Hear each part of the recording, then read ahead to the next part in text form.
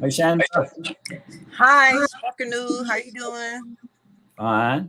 That's wonderful. I'm glad you survived those three tornadoes. Yeah, wow. That's something else. Yeah. These are the signs of the end times, right? Yeah, it seems like a possibility it could be. Oh, yes. And more to come. Yeah. Yeah. I praise Yahuwah for you, brother. Thank you.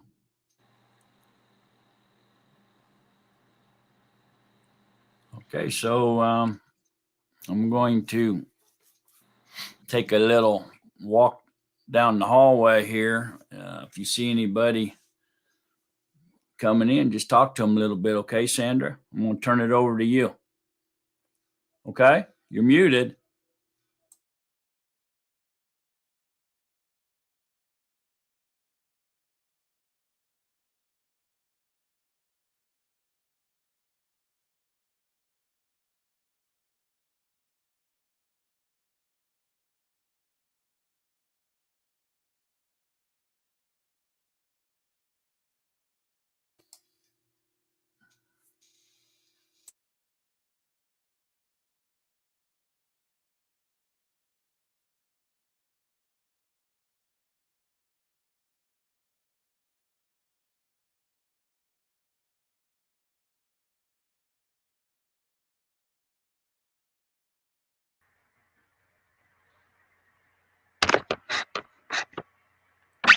Hi, Victoria. Morning, Miss Toria. How you doing?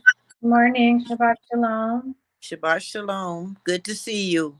Thank you. You too. This is the best day of the week. Hallelujah. Every day that we have a day of his mercy, when I look up in the mornings, I think to myself, thank you. Your judgments are not here yet. We still have chance to make sure we get right before him and win others to him.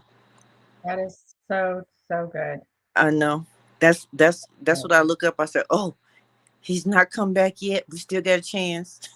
Exactly. That's what I said. I need more time. I got to figure things out. So much to learn. So much to learn. Oh, I know. I know. It's And I overwhelming. and then worrying about others that they would learn. That you want them to learn and find him, and you want more time just for them. Oh yes, my heart was breaking just before I went to visit my aunt. I looked out and I saw how massive the spirits were, demonic spirits were up on all, it seemed like all around my area here. And I'm like, Yahusha, it's only a few of us. How are we going to declare you? And I said, first of all, we got to have your anointing to destroy these yokes, to tear down these strongholds, because people's minds are totally zapped out, Oh and yeah. they're totally absorbed and overtaken by the false doctrines and false teaching. My heart was just breaking. How? Help, how? And on my trip, I got a chance to witness to people and declare his name. I only had 2 cards. I gave those out for Natsarim Life. And I was able to tell my aunt about him. And I had fellowship with you all while I was there. And I know that somehow it impressed her because like she likes to talk. She's an intelligent woman. And she kept asking me about scriptures and things and his name. And she said, and I was there and I said, well, Auntie, I'm just here to serve you and to love you. I said, I'm a prayer warrior. I don't talk. I don't listen to talk about people. I pray for people. And she was like all amazed because she's like consider herself an intelligent woman and great conversationalist. Mm. So I overheard her telling my sister on the phone, she don't gossip. She don't talk about people or nothing. And she was saying, well, when your sister calls, we talk for an hour. She said, when you call, you say, how you doing and get off the phone. I said, because I have to let my words be few and they have to be seasoned with salt. I said, my vessel is set aside to serve him in love, not judging you. So I got a chance to witness that. And I know it made an impression because she asked me when I got back home about the Basora. What was that you was reading from? And so I told her I was going to send her one. I went through a time of being quiet and just learning, and I didn't understand why. I mean, I understand now, but there was a time when I just had to be quiet. Mm-hmm. And and all I was doing was learning, and now I'm at the point where there's no more quiet. I got stuff I gotta say.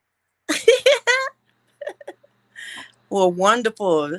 Say on as led by his spirit. He said he'll give you a mouth. I know that's why he is having me be quiet, to learn the truth and not declare the falseness that I came out of. You understand what I'm saying? Right. Good morning, Brother Phil. Good morning, Sister Phyllis. Morning. Good morning, Brother Lou. Shabbat Shalom. So I am so I'm so glad to see you all. I'm sorry, Sandra. I didn't. That's okay. I'm glad to see you too, and I love your smile and your how you like the fellowship with us. Today. I love We love you too. We love your whole ministry. I thank Yahusha for the Yahusha in all of you. You just don't know how happy it is to be in your fellowship, and your membership is just, oh, so awesome. I know how you feel, Sandra. I know the feeling. It's wonderful. Wonderful. It's wonderful. Thank you. Hallelujah. We've been so lonely for so many years. We've been doing this journey for almost 3 years before we were able to have anything like this. Wow. But I pray your continuedness. I'm so grateful you started this community. When I first called, when I first accidentally got on, I'm like, community, what's this all about? I thought about you know how Jim Jones had people, and I said, well, most of them are Caucasian, and then I listened to that the racial profile seminar. I said, oh, okay, that's not what they're about. But now I am so appreciative, and I pray that we prosper, and I pray that we grow more and more, Yahusha, more and more unity, one another, and love. Oh, you just don't know how. It just feels, I can feel him in my bones right now as I'm talking, and it's hard to describe how wonderful the presence of the Ruach Kodesh and the Father and the Son is. I love you all. Oh, we so love you. I love you. I thank you. I thank you. I thank you. And we love you all too. All Hi, Yamale. Oh, hello, Sarah. Hi, Rose. I remembered your name. Yeah, I can see. Good pronunciation. Thank you. Raul, I took your order and it's already on its way, but it's not the address I had listed for you.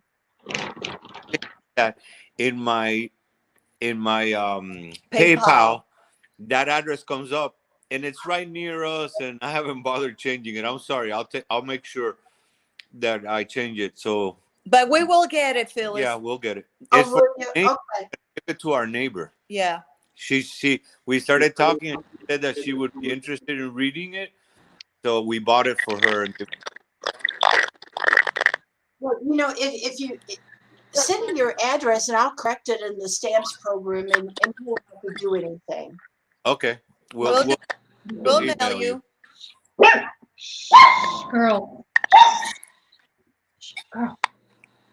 Sorry. Did anybody else watch the video that Brother Mark? Mm-hmm. It's incredible. We watched it this morning. We sent him at the beginning a little thing that someone sent us, and it's so incredible. I would love to get Lou's and Mark's analysis of the video, because I know there's little differences and stuff like that. But what you guys think of Tim Cohen? Think of what? Of the gentleman Tim Cohen, the one they interviewed? I don't know Tim Cohen. Did I miss something? Mark sent out a video, a link to a video. Oh, Lou went to He that was list. talking about last night, and the gentleman's name is Tim Cohen. He shared part of the video in last night's gathering. We saw that video in the link, and I think Lou checked it out. What did you do? Did you check that link out, Lou? Yeah, I kind of got into the first minute or so, but I haven't really been able to look at it thoroughly. What did you think, Ro?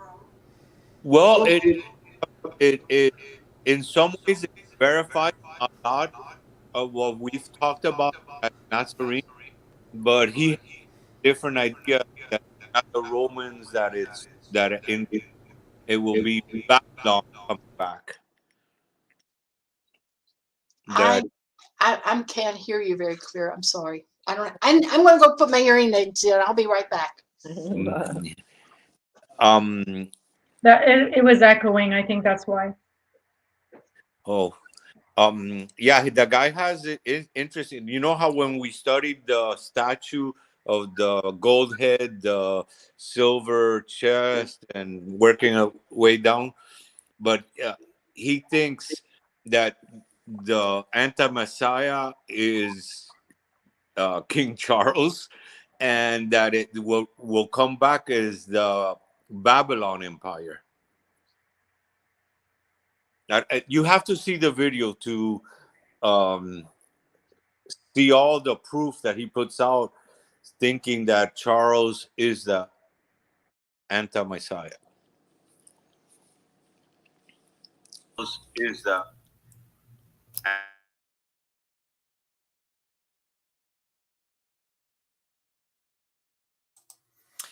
Okay, we'll be getting started in 2 minutes. 2 minutes. And as a reminder, we need to turn off YouTube and stay on the StreamYard broadcast.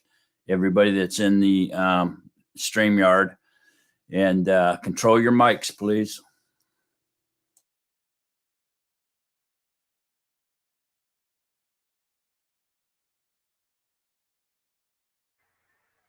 Welcome, Shelley. Hi, thank you. Oh, there it is.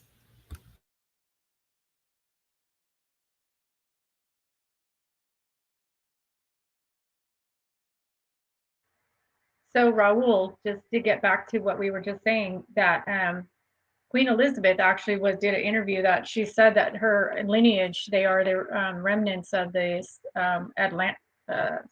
lost city of Atlantis.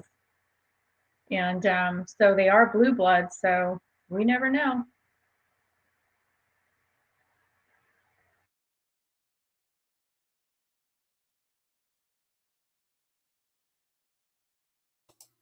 Shabbat Shalom, beloved of Yahuwah. Shabbat Shalom. Shalom. Okay, we're going to get started here. I was listening to some of your conversation there about that little clip with Tim Cohen. Okay, so the purpose of that was not that we agree with everything he was saying and all his research. The man's obviously been doing some extensive research on Scripture about the end times. But the purpose was for us to see what happened this summer in the Commonwealth Games, where they brought that big bull in, and they brought in the Tower of Babel and rebirthed it, and Satan was released by the bottomless pit, or the anti-Messiah was released from the pit, and has come up out of the pit now and has been unchained, unleashed, and to go and cause havoc among the earth. And so if this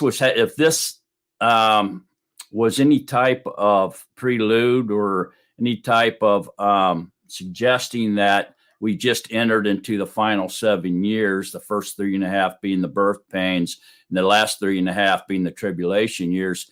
It may be that we have entered into the final 7 because the anti-Mashiach has came on the stage. And I'm not saying that King Charles is the anti-Messiah. Tim Cohen was saying that. But he brings out some just his proof, the evidence of that why he thinks that is overwhelming. It really is, especially when he gets into the crescent and all that. But perhaps we've just entered into the final 7 this summer. And so if you're interested in that kind of stuff, although he says a lot of verbiage that we don't like, that video is well worth your time watching because he brings out some outstanding points about the tribe of Dan, about the crescent, about the Commonwealth, about the 70 bulls that are sacrificed on the Feast of Tabernacles every year by the Yehudim, things like that. And it all correlates into the final tribulation years. So I thought it was a fantastic thing to watch, but I don't agree with everything he was saying, obviously, and I sure don't like his verbiage, but the rest of it was very interesting. So if you're interested in that kind of stuff, I would highly recommend watching it.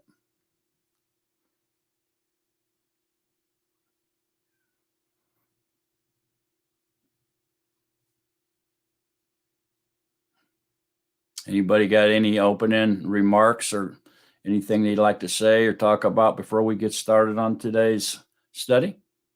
Go ahead, Shelley. Hi. I just wanted to say that I'm still in a bit of wonder and amazement at what has been shown to me, what has been revealed to me. If I get weepy, I'm sorry. But I had some videos shared with me of your teachings, Brother Mark, from Brother Lou as well. And with the tracks, I picked certain verses that you guys were mentioning. And I went to Philippians 2:11, and my mind was blown because I compared it from the Besorah to the King James Version and two entirely different teachings. And I just sat there just in amazement for a while. And this was actually last night, right before I got on for what you were teaching last night. And another one that I just want to say, because I have been tripping myself up. I feel like it's my spirit that has always known and believed, and it's my flesh that keeps getting in the way. And because I have been getting stuck on scripture that uses the word and. It will say, the Father and the Son or something like that. I'm terrible at recalling. But I read Yashayahu 44:24 this morning, and it said, "Thus said Yahuwah, your Redeemer, and he who formed you from the womb." Bing! So and means who is also, not a separate being, but who is also. So that cleared up so much confusion for me, and I'm delighted. I'm just absolutely delighted. And another thought, if I may share real quick, I thought believing that the two are one took away from the Almighty, but I actually now see it's the other way around. And I'm just so grateful, so grateful. Love you all. Thank you. Well, I love hearing that. Okay, that's fantastic, man. Anybody comes into the understanding that Yahuwah is one, in my book, is seeking truth with all their heart. And so therefore Yahusha has revealed to you who he is. And so to your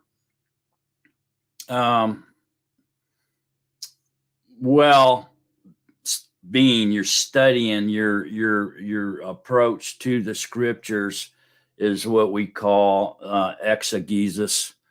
And so you have an open mind, you have true love in your heart for the truth, and you're seeking it diligently.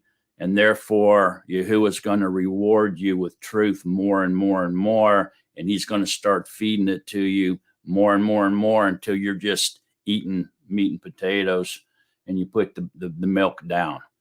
And so I see this happening, and it's a delight for my eyes to see this. And I just praise Yahuwah for it. All esteem to Yahusha for opening up your eyes to see and your ears to hear, Shelley. Stay with it, and don't look back into the world. Continue to plow forward. Don't even look back. And you've got great things waiting for you that Yahuwah wants to reveal his secrets and in the Torah to you and show you great and mighty things that you do not know. So you got a great future coming with Yahuwah. Shelley, I would love it if you could, put all that down in writing, because what you just said is a marvelous testimony.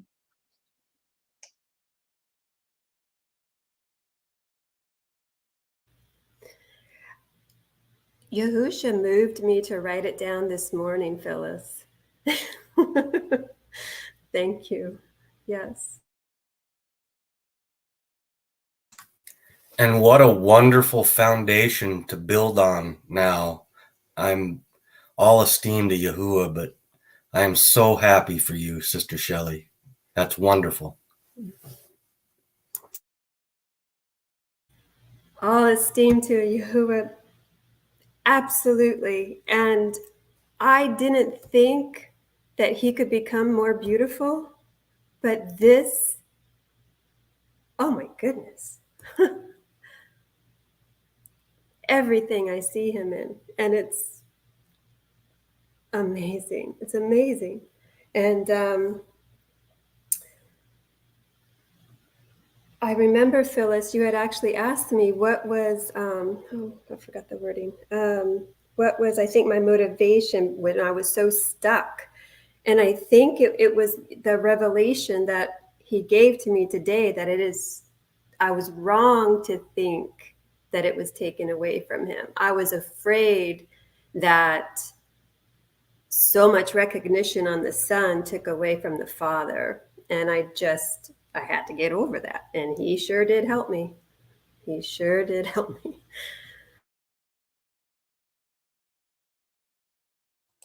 And only he can, Shelley, and only he can. All right, Natsarim, beloved of Yahuwah. Let's begin our lesson, our study today. So we're continuing in 1 Corinthians. We left off at chapter 11. Chapter 11 is a little bit controversy for the women, and it's not. I don't see it as Paul attacking women myself. I think Paul, being hard to understand, says things in a kind of I don't know. He's being direct, but he's not really meaning what we think he's meaning in some of it. But some of it, he does mean what he's saying. He's saying what he means what he says. And so we need to get rid of our pride, lower our defenses, and try to take as much of this truth in as possible. As we leave chapter 11 and we get into chapter 12, 13 and 14, it gets very spiritual. And it's going to take all our efforts and all of us sharing what the Ruach's given us for us to get a really good grasp on 12, 13, and 14. That's the meat and potatoes of this letter. Amazing to me, man, is how Paul put all this stuff in this one little letter. I mean, he covered it from A to Z pretty much. Obviously, the Corinthians didn't get it very well, but he had to come back with a second letter to him, which we're going to get into after next week. So a lot of stuff in this 11, and like I say, a lot of women take it offensive, and please do not. We have to lower our guards here now and try to understand the will of the Ruach, not our will. It's not about us. It's not about the flesh.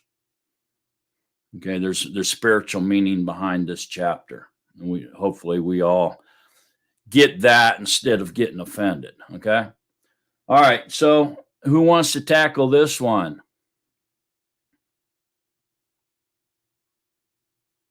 Anybody? There you go, Toria. I was hoping you'd put your hand up. Okay. Phone girl. Okay, chapter 11. Become imitators of me, as I also am of Mashiach. And I praise you, brothers, that you remember me in every way and keep the traditions as I delivered them to you.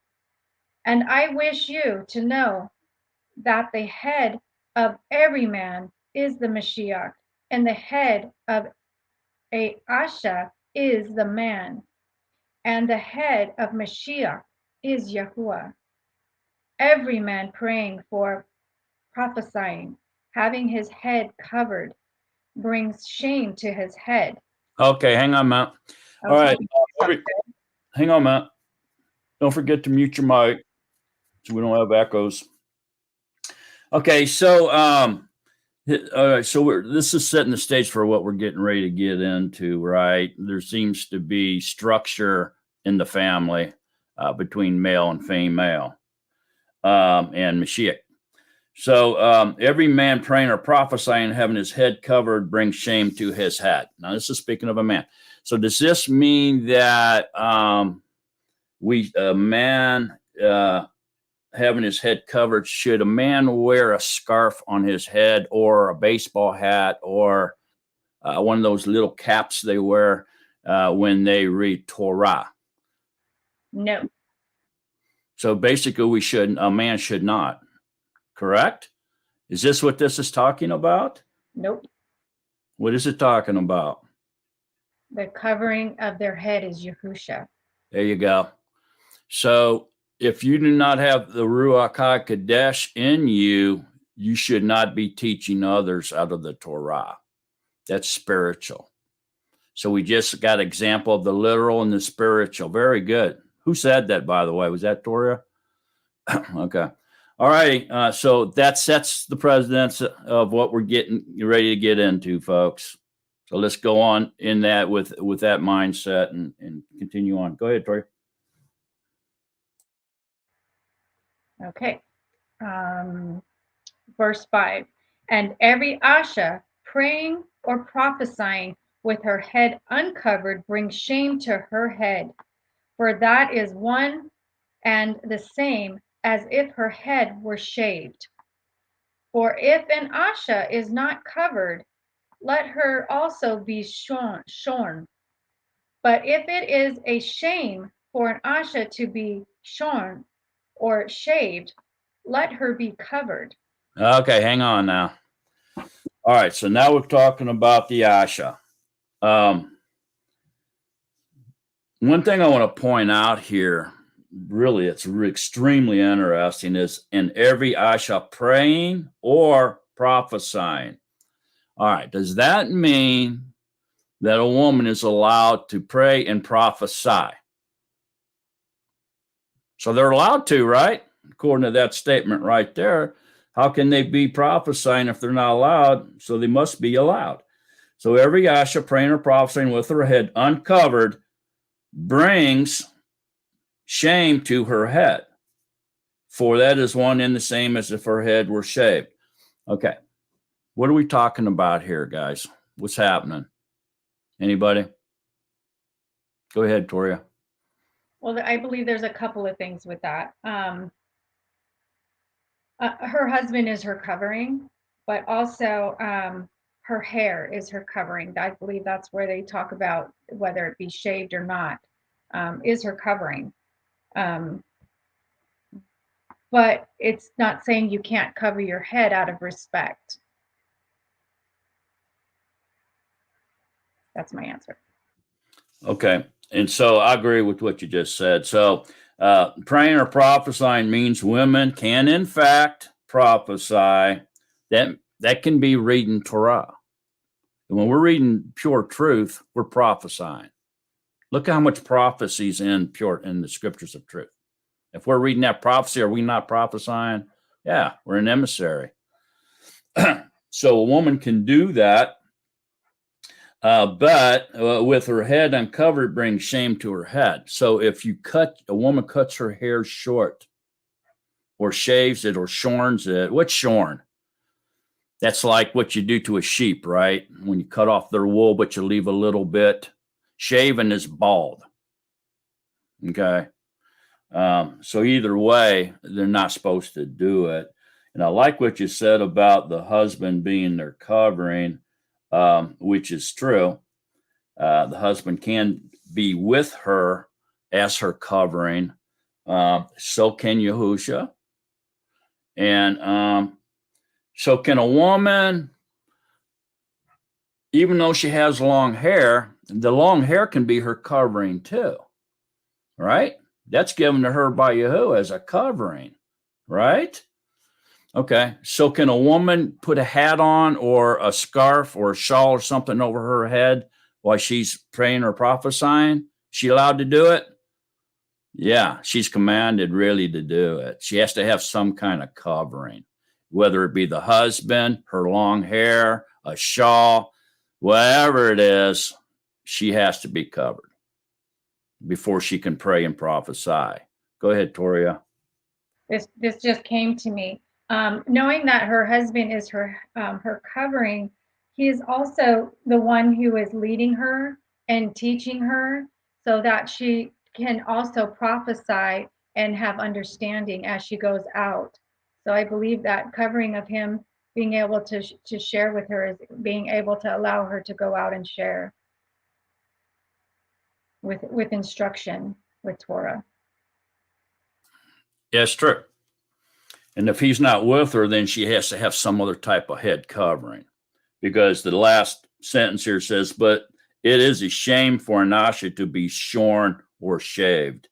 Let her be covered. Okay, so she's without her husband. She's kind of shorn, isn't she, or shaved in a spiritual sense. What you're saying there, Toria, right? So then she must be covered with what? Well, either a shawl or her long hair or a hat or something. 10-4. I've often find it quite interesting too that the fallen were allured by the women's long hair, so they were to cover it.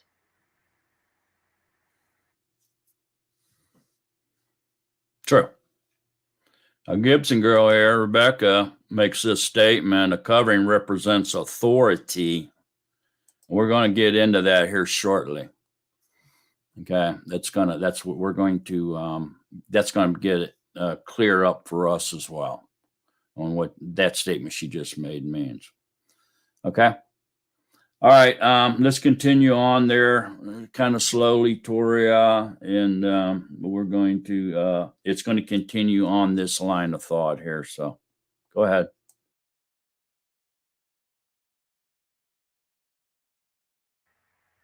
Okay, verse 7. For a man indeed should not cover his head, since he is the likeness and esteem of Yahuwah. But Asha is esteem of man. For man is not from Asha, but Asha from man.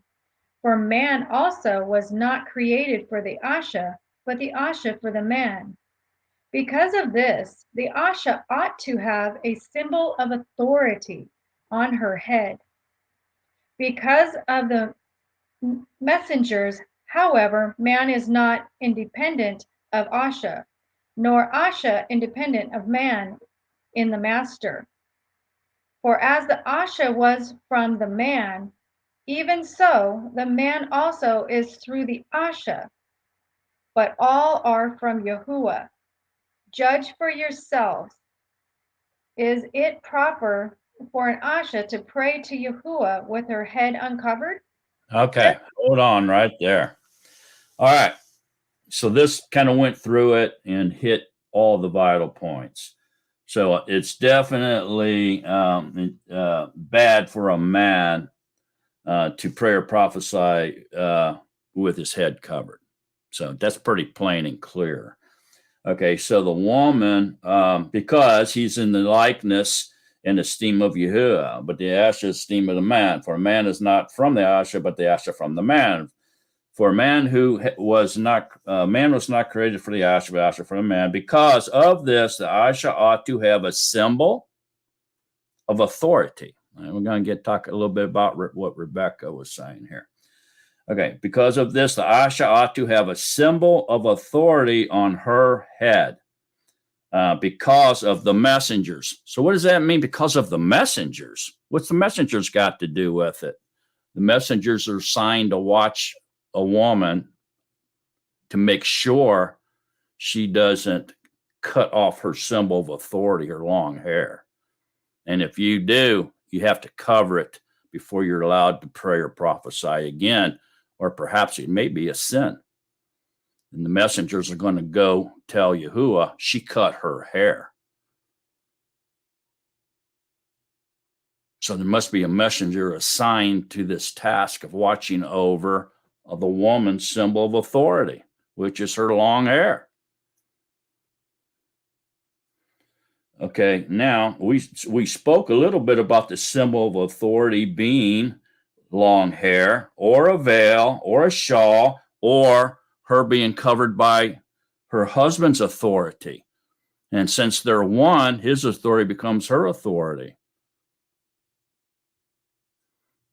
All righty. All right. Where's the comments? I know we got some. Go ahead, Phyllis. Question: how long is long? However long you're able to grow your hair natural, how Yahuwah made you. Like with me, I can let my hair grow and it never, ever gets below the collar of my shirt, ever. It will never grow longer than that. So that's the longest I can grow it. And therefore, there are some women that cannot grow their hair real long. And so if their hair is at maximum length because it's been that same length for 20 years, okay, and they know they can't grow it there's women just like me. Their hair doesn't grow farther than their shoulders. It won't grow down to the middle of their back. It's like a man. A man is required to grow a beard. We're not supposed to cut the corners of our beards. Well, some men can't grow a beard. So are they sinning? Are they disobeying Yahuwah because they can't grow a beard? No. So what's up with that? Well, by default, they are in compliance of the Torah because Yahuwah made them that way. The same with women. But if a man grows his hair real long, that's against Yahuwah's will as well. And we're going to get into that. Some men can grow their hair down to the middle of their back. I'm not one of them. Okay. Any other questions on that? Go ahead, Phyllis. Mark, where does it say that you have to grow your hair for as long as it will grow? Well, right there. Because of this, the Asha ought to have a symbol of authority on her head because of the messengers. It says a woman is not allowed to shave or shorn her head. It's a shame. Tori, Okay, so I don't honestly believe this has to do with hair. I believe this has to do with the authority of the man. If he is not present, you are considered shown. And I believe the question also was, can Asha pray to Yahuwah without her covering? Yes, because some of us are not married and some of us are. Some are divorced. Some men have passed and they're widows. So I do believe that is what this is all about. when it comes to the hair is the head covering of a man, because Yahuwah is the covering of all. Okay, so is Deborah a good example of what you just talked about, Toria? Deborah was a judge. Deborah was a general in the army of Israel. I believe that the Pharisees took Well, this scripture, and I believe they ran with it, making it a physical appearance. With, like, I mean, because Samson had long hair and he was a mighty man. So I don't believe his head covering was, I mean, it was an example of strength, but it was also an example. It wasn't about the hair. Okay, but Samson's a whole different topic. He was under a strict Yishi oath from birth. But it was a sign of his disobedience. That's all the same. It's the same thing. It's a sign of disobedience. All right, when somebody becomes a woman, become an Israelite, what did they do? They shaved her head immediately. And if the slave owner that took her as his slave started liking her after her hair grew back, he could marry her. There's all different kinds of things in scripture about growing hair out and shaving head, and a bunch of different reasons. But we have to keep this in context. We can't just keep going out in the left field and right field with this.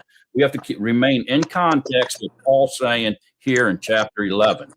We ain't talking about Samson. We ain't talking about Deborah. We ain't talking about oaths, private oaths to Yahuwah. We're speaking of chapter 11, 1 Corinthians chapter 11, what Paul wrote. Paul wrote it, what Paul's talking about here. Let's keep it in context. Otherwise, we'll be all over the place. Go ahead, Toria. What I do believe, when a woman goes out to prophesy, she is not to be shown, she is not to be shaven, as an example of, don't cast your husband when he's not there away from you, and make sure you stay on that path of your obedience.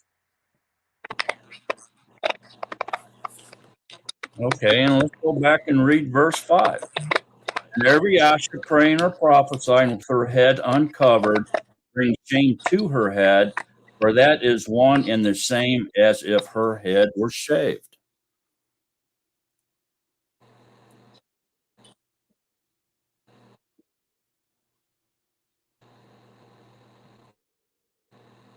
If, and then in 6, for if an Asher is not covered, let her also be shorn. But if she is but it is a shame for an Asher to be shorn or shaved, let her be covered. So shorn is like taking the wool off of a sheep and leaving a little bit left. Shaven is bald. So that's what it's talking about. Let's keep it in context. I love spiritual insight off of the literal, but we also have to remain in the literal as well. We have both. It's good to go out and talk spiritual, but we also have to recognize the literal. We can't just trash can the literal. It remains. Go ahead, William. There's a heavenly council, then there's an earthly council. It's a system of authority that moves down through the ranks always. The head of Mashiach is Yahuwah, and then it goes down to the man, to the woman, to the children, and how we're covered. And it's a symbolic or metaphorical vision of being covered or uncovered, whether you believe or you don't believe. That's kind of what I'm getting out of that. When it says praying or prophesying with her head uncovered brings shame to her head. Are we talking about necromancing, fortune tellers, Jezebels that are out talking about a false word that makes her head uncovered, shaved? Could that be applied to that too? You see where I'm kind of going with that, Mark? Thanks. Yeah, can you elaborate on that just a little bit more, William? It looks to me from this, because it can be very confusing, but yet we still have what is openly explained in this, that there is a system of authority. It goes by rank, from the Father to the Son to man, to the woman, to the children, as how we look at this covering. And when you're not covered, the symbology of being sheared or shaven is brought into the equation, which can be very confusing. Okay, so are we talking parable here? There are parallel lines, but only some people can see the parallel of where this is really going. Okay, is that making any sense?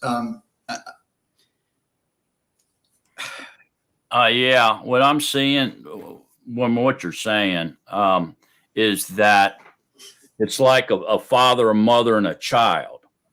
Okay, Right. if the father's there, he's the one in charge and he's the covering of that family. If he's absent, the mother takes over. Now she's the covering of that family, and everything's on her. If the father and the mother are absent, then the child has to make decisions for themselves. At that point, the child is under some stricter guidelines, such as the woman is. Okay, if your covering's not there, it's on your shoulders now, but you better have your head covered, because it's a shame for you to take over your husband's place without your head covered. And what does it say? What does it say in number 1? It says, become imitators of me as I also am of Mashiach. Exactly. And so this is what the woman is supposed to do, is be an imitator of her husband. The children, if left alone and in charge, should be imitators of their father and their mother, but really their father. They should reach for the higher authority figure and imitate him. Right. Great stuff, William. Okay. Thanks, guys. I'm really liking that. Okay. So, Toria, your hand was up. And I know yours was too, Shelley. I was just going to say Shelley was first. Go ahead and let her. Okay, go ahead, Shelley. Actually, that last part that William said clarified some confusion I had.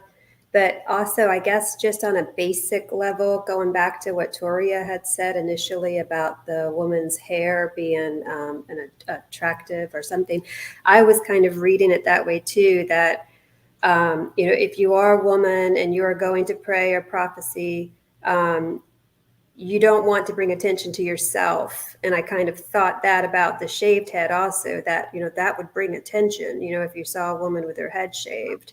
So you want to cover yourself because you want to keep the focus about your prayer or your prophesying. Okay, go ahead, Toria. Okay, this just came to me. Okay, it says for a man cannot be covered, right? Okay, and I believe the reason why the man should not be covered is because he doesn't have anybody besides Yahusha covering him. So a physical man cannot cover him. I think that's what it's saying, because he can't be covered by a man or somebody over him. It's only Yahusha who's over him.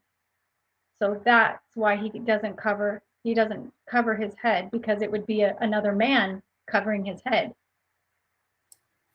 Absolutely. And so, to your point, if the father, the mother, and the children are all present, Yahusha is the covering of the family. He covers all of them. So now we look at above for the authority of Yahusha. He's now the authority figure when we're all together, the entire family. Everybody catching that? Victoria just brought up is huge. We got to get that. If you don't understand it, raise your hand. Go ahead, William. Yeah, to the point that you made a few minutes ago on Toria, that was absolutely great. When we're talking about facial hair or the hair on our head, I can't grow a beard. My brother can grow a beard in a fast minute, but I know women that can grow a beard better than I can grow a beard. So I don't think this is about what we're putting on this, how it looks. Okay, maybe I'm wrong about that, but I just think that's this metaphorically, symbolically. That's what we're seeing as the vision here. If we can weed through the confusion.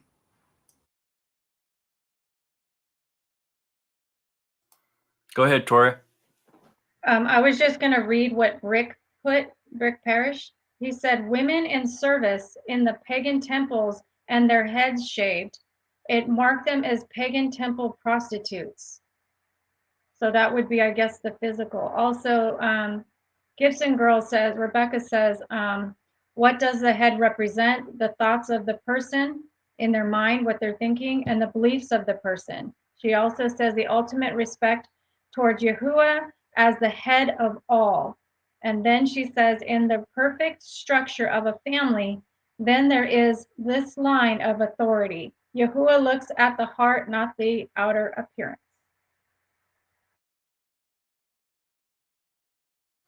Okay, and that's basically what we were just talking about, just said a little bit differently. And I'd like to say it a little bit differently too. Sorry. Because it says, and every Asha praying or prophesying with her head uncovered brings shame to her head. Meaning, if she doesn't have a husband or if she's not under Yahusha's authority, maybe, because we know that even a man's prayers are a sin to Yahuwah if he doesn't keep commandments. So if the woman doesn't acknowledge authority, then that's shame on her, as if she had her head shaved. Yeah, that's a good point too. That goes right in hand there. Yeah. So anyone not obeying the Torah, even their prayers are an abomination, which would coincide with what you're saying there. Anybody else? Go ahead, Shelley. Hi, I just need a little clarification, please. I'm understanding everything, and I agree with the spiritual, the symbolism of it.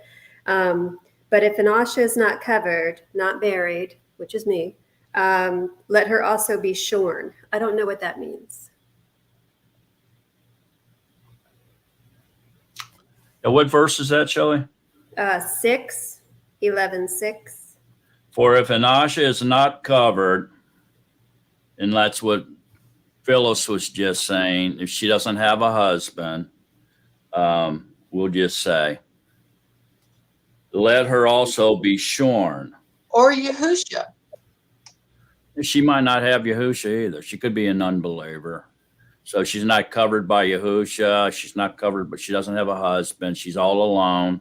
She's an unbeliever, we'll say. Or a believer. It can be either way. For if an Asha is not covered, let her also be shorn. And that means revealed. Uncovered, not spiritually protected, or not doesn't have a husband type thing. But if it is a shame for an Asha to be shorn or shaved, let her be covered. But if it is a shame for an Asha to be shorn or shaved, let her be covered. So let her go get married and be covered by her husband, or start believing in Yahusha and be covered by Yahuwah. So I'm covered. Yes, Okay. that's it. Okay. Go ahead, Tori, you got something? Tori? That's exactly what I was going to say. You just said it all. Okay, we're reading our minds again today. Go ahead, Ruel. Ruel? Doesn't it? I thought when we were reading this, doesn't it say that an unmarried Asha is covered by her father? I don't know where it says that, but that's a good point, and it would depend on age, I would say. Okay. You know, yeah, I mean, I do remember that. There is a passage with that. Yeah. Yeah, you're correct, Raw. You're correct, but I don't know where it is. and I think that would depend on age. So if it's a kid, absolutely. You know, if it's she's still in her father's family under his authority, yes, she would be covered by her father, unless he gives her away. Asha. Yeah, if he gives her away, you know, and then if she becomes married, then she's no longer under her father, her earthly father's authority, but under Yahuwah, if she's a believer, and under her earthly husband that she just married, because now she's become one with him. Father's out of the picture at that point, the earthly father. Okay, I'm not sure where that verse is, Roel. Sorry. Anybody else got anything on it? Any we kind of beat this one up, didn't we? Okay, let's continue on, Toria. See what else we run into. Okay. I just had a quick thought though. Okay. It made me think of Naomi when her sons passed, and those daughter-in-laws, they were under her covering, and she gave, I can't remember her name, when she gave her daughter out, or her daughter-in-law out to go into the field for Boaz. Yeah, Ruth. Right. Naomi was her covering, and she sent her out, and she was the one who picked her husband as though she were her covering. Just a thought. Now that's a thought. Let's talk about that a little bit. Now, Ruth said to Naomi, your Elohim will be my Elohim. So she took on the cover of Yahuwah over her to be her authority figure as she was a widow. Right, because she tried to. She said that she could go back to her father, her beginning covering, and Right. she chose to stay with her for her to be her covering. Right. And I'll go where you go, and your Elohim will be my Elohim. And so, yeah, then she accepted Naomi's Yahuwah to be her Yahuwah, and which brought her under his authority then until she married Boaz. Okay, then Boaz, her new husband, became her authority, but Yahuwah covers the whole family. They did have a child too, did they not? Who was their child? Was it not Jesse, the son of the father of King David? Go ahead, Shelley. Speaking of covering in this manner, is that similar to in a marriage, if one is a believer and one is not, they're covered with that authority? I think I've heard that. Well, that's a good question. Yeah, once they have become one, then just say the unbelieving Asha, if you will, would be covered by the believing husband.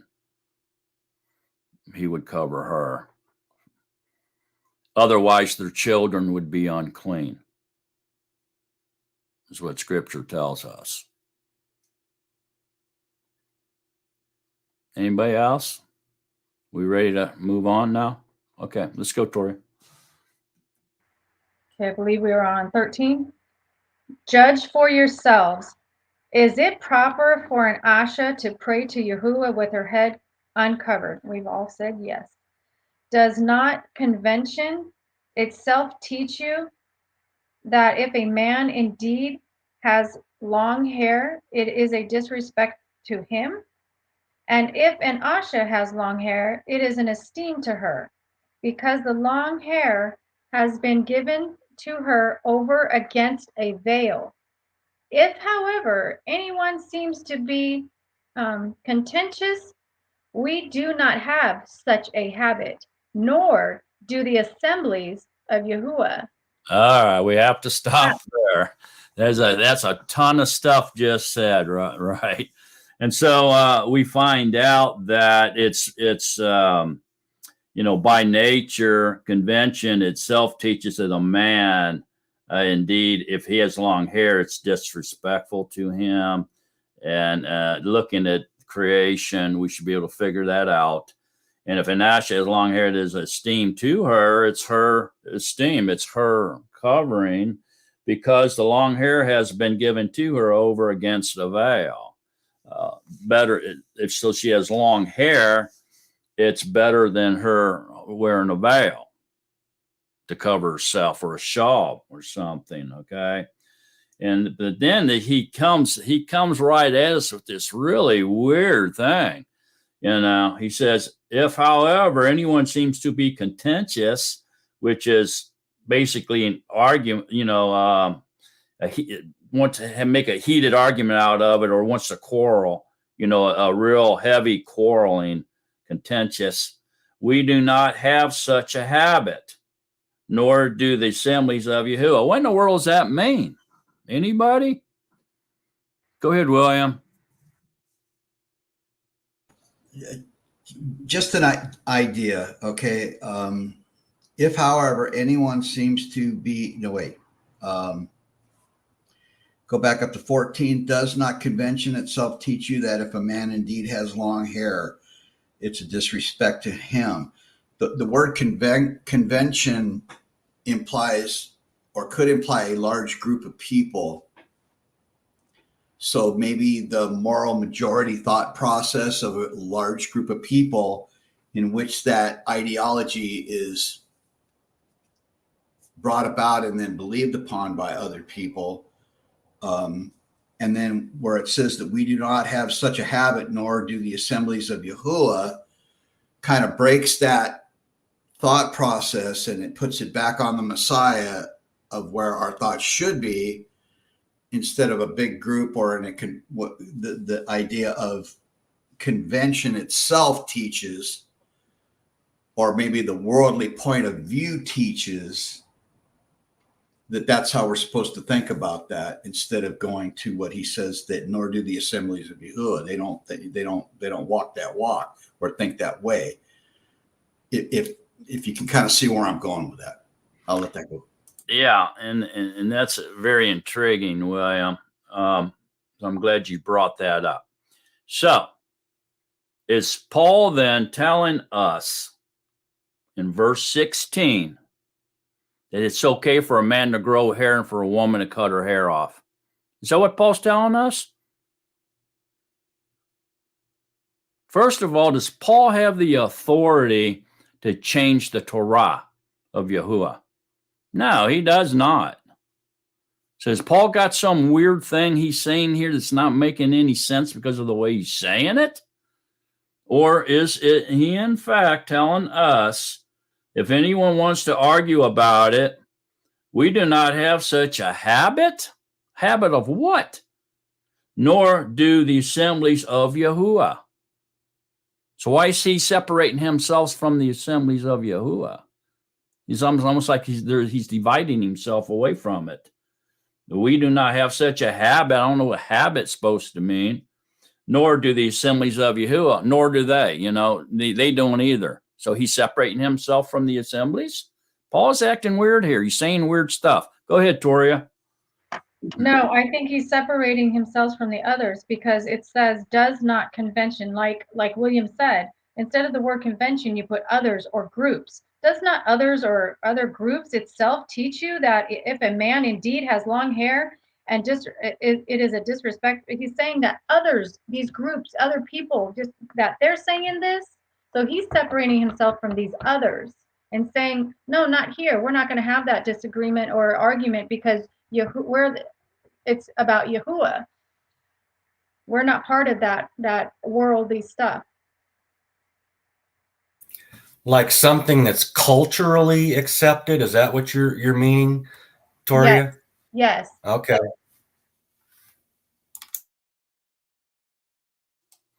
Okay. And so could Paul possibly be speaking about factions or divisions within the assembly of Yahuwah?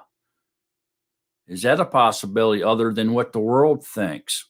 Yeah, I do believe there was a division going on, and he won't have any part of it because that's not part of Yahuwah. Okay, so these are some great thoughts you guys are bringing out and points. Let's continue reading and see if it clears up for us. Go ahead, Toria. Okay, verse 17. And in declaring this, I do not praise you, since you come together not for the better, but for the worse. For in the first place, I hear that when you come together as an assembly, there are divisions among you, and to some extent I believe it. For there have to be factions even among you, so that the approved ones might be revealed among you. Oh, wow. That's heavy duty stuff. Anybody got any different opinion now that we've read that? Go ahead, William. I think that hit it right on the head. What he's talking about here. We've got different groups that are thinking a different way, and he's pretty plain about that, and how they come together You know, some of us come together to have that big kumbaya moment, and others of us come together to have the moment of truth, you know, and weed through the poopy poop, you know what I'm saying? Yeah. So if we go back up here now and look at 16 again, it says, we do not have such a habit. However, anyone seems to be contentious. We do not have such a habit. Is he speaking about we don't have a habit of quarreling, fighting, arguing, heated debates? Is that the habit he's speaking of that we don't have? Why not, Toria? Go ahead. It's the habits of what these people are doing.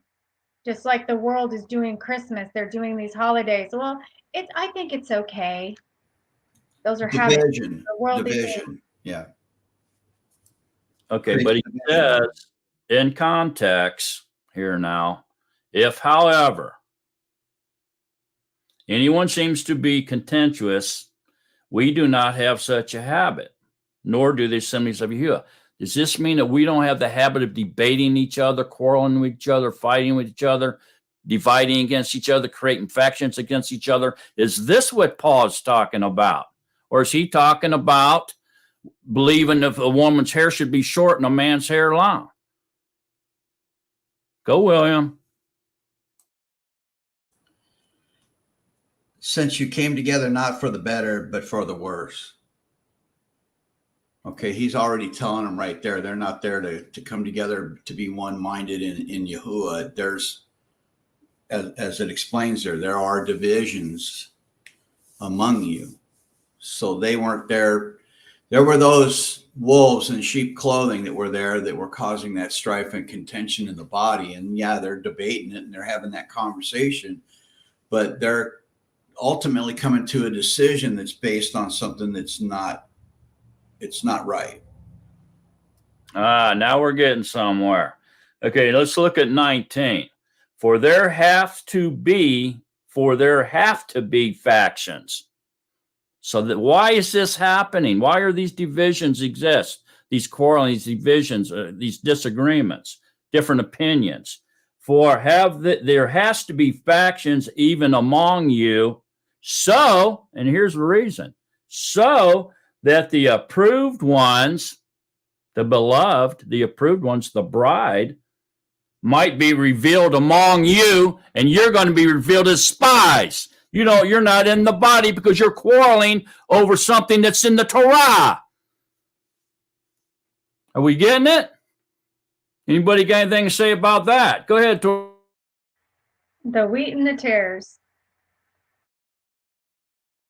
Exactly. He's separating them out, and you have to that's why he said don't pull them yet, because you have to leave those in there because you're going to weed them out. All right, so there's spies among us, right? Yeah, absolutely is. Let's go back over here to, let me see, what's the best one for that?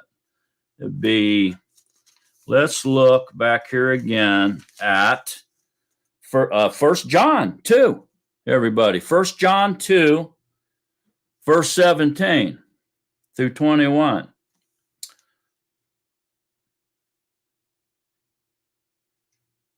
And the world passes away and the lust of it, but the one doing the desire of Yahuwah remains forever. Little children, it is the last hour, and as you have heard that the anti-Mashiach is coming, even now many anti-Mashiachs have come. This is how we know that it is the last hour. They went out from us, from the assembly of Yahuwah. They went out from us, but they were not of us. They were with us, they were intermingled with us, but they were not us. For if they had been of us, they would have stayed with us. But they left us, so they weren't part of us. How can a body divide itself?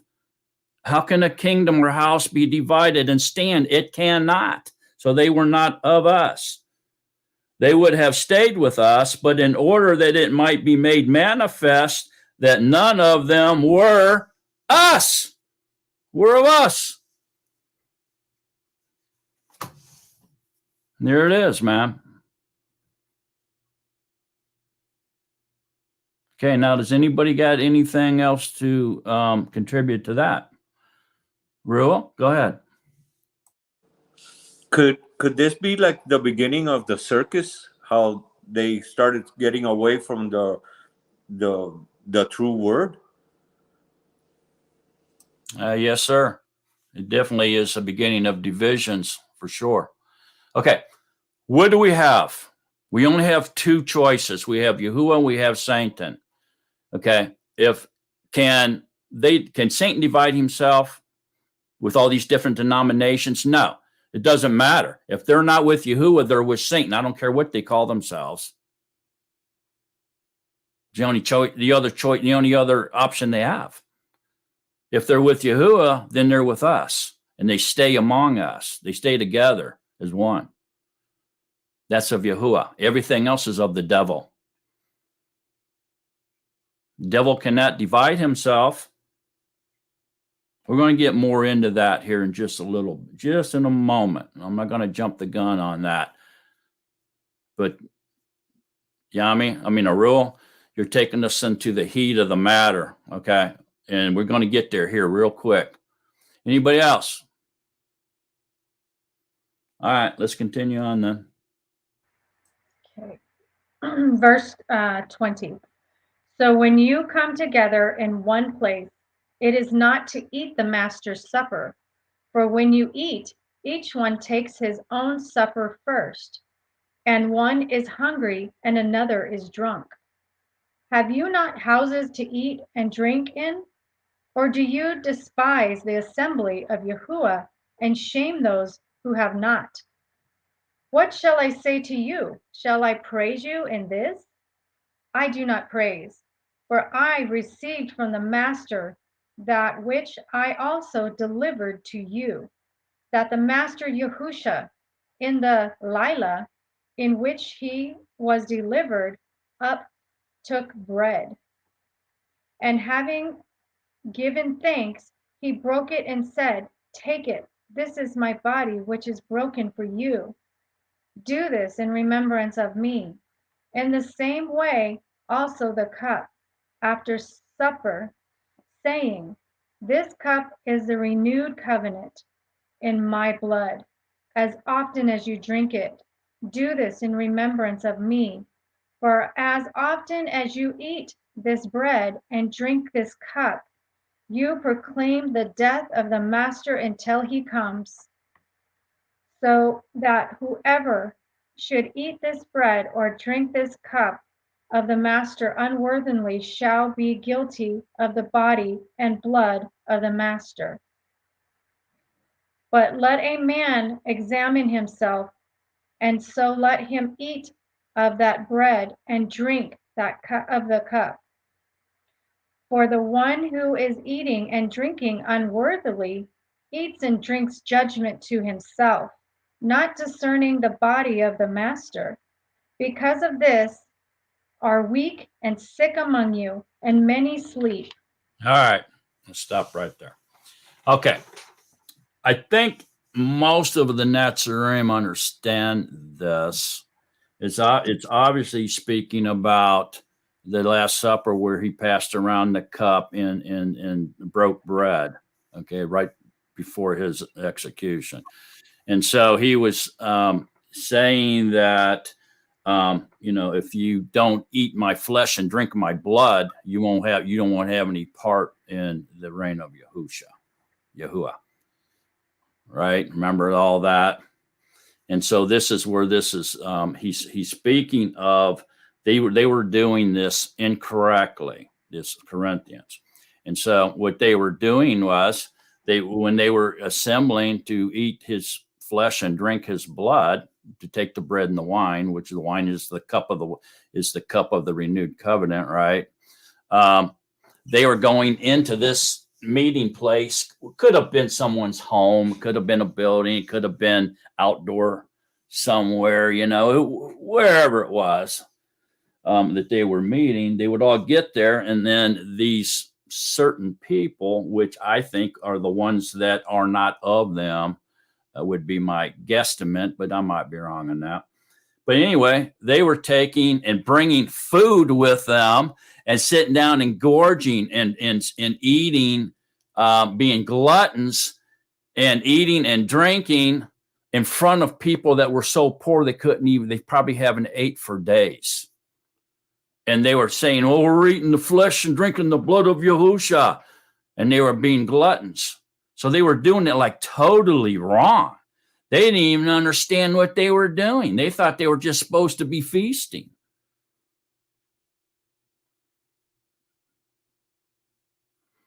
Okay. And so Paul tries to explain to them, you're doing this wrong. This isn't about being a glutton. You know, you're going to come here and eat all this in front of your brothers that can't even afford to buy something to eat. You're not even sharing it. That's even worse. Okay. So then he goes and explains them what it's all about, what it means, what they're supposed to be doing. Let's turn to John 6.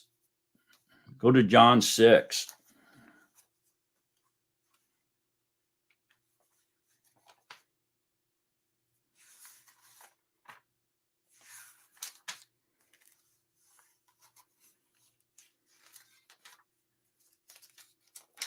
So John 6,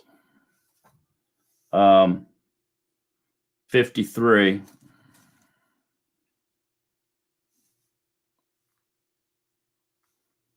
It says, Yahusha therefore said to them, truly, truly, I say to you, unless you eat the flesh of the son of Adam and drink the blood, you possess no life in yourselves.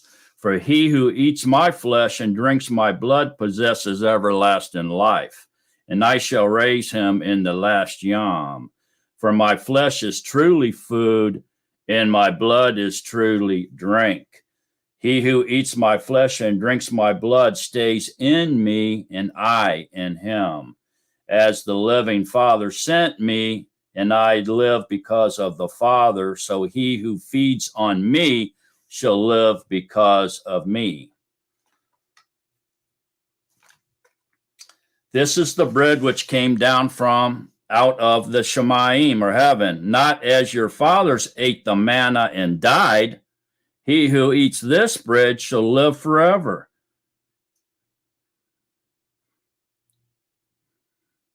And you go on down to 6, he says, therefore many of the pupils having heard this said, this word is too hard. Who is able to hear it?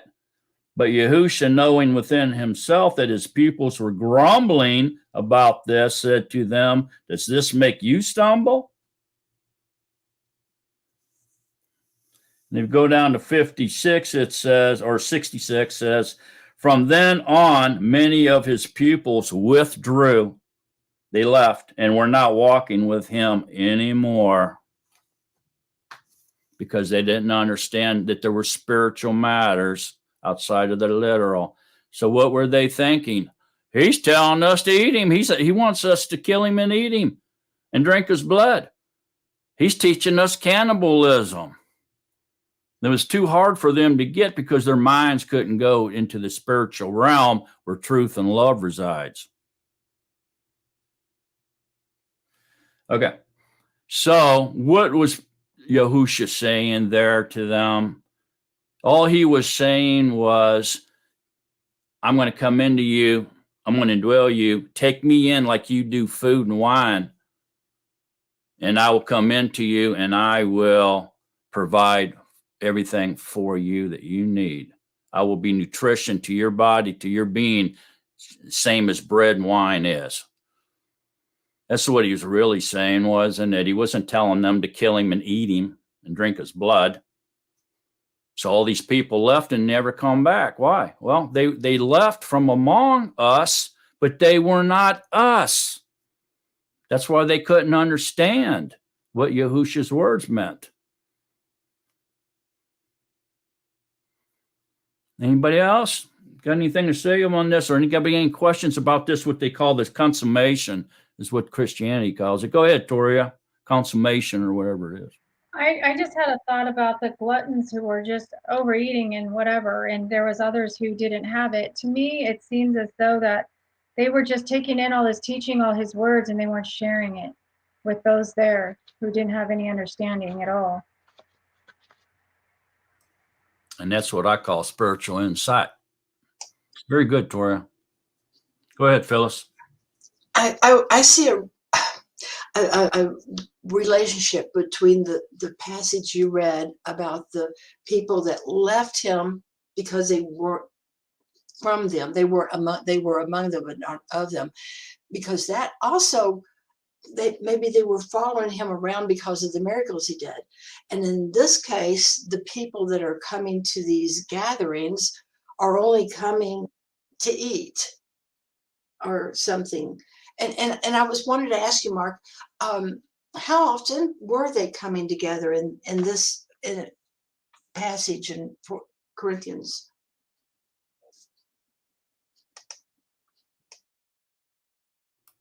Oh, I would say often as they could, but for sure they were probably meeting on each Yom Shabbat. I would guess that. That was Paul's practice to do that, and Yahusha's. It was his habit to do that as well. So I'd say for sure in Yom Shabbat, probably maybe as much as they could. I mean, there's no set amount of days that we have to congregate. We can do it 7 days a week, 365 when we want to. And I don't think there's any set time for that. Christianity likes to say, only on the sun's day and on the fourth day are you allowed to do it. But Yahuwah never taught us that. Matter of fact, he said where two or more are gathered together, there he is also, and that can be considered a congregation. It doesn't have to be a people to be a congregation. I'm sorry, Phyllis, go ahead. I'm sorry. I had the impression that it might have been for Passover that they were getting together because he was talking about, that instance from John. It could have just been Passover. That's a very good point. And then we're going to find out that it wasn't just Passover. A great point. Okay. Let me see now. So that would be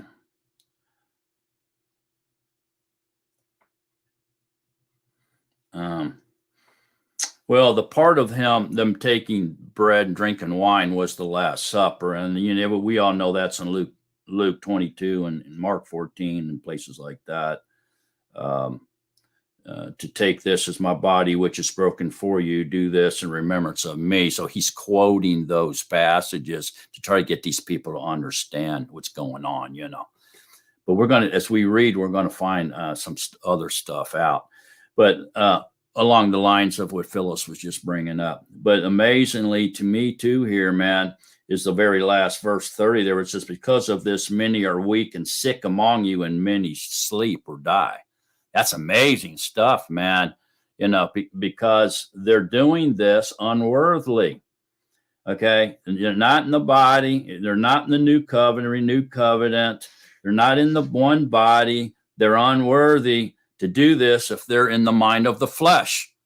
And so if they do it, just to be doing it, to be reenacting some religious ceremony or whatever, you're in big trouble. Because that's why many are weak and sick among you, and many die because they're doing that. Go ahead, Toria. I was actually going to mention verse 32 because it says that many are weak. There are those who walk and they want to learn, but they're not giving it daily. They're just creeping along. They're weak in their walk, and there's some that are just sick. They're just so bad off they just can't get a grasp. And then there's those who are asleep and don't want to hear it. Correct.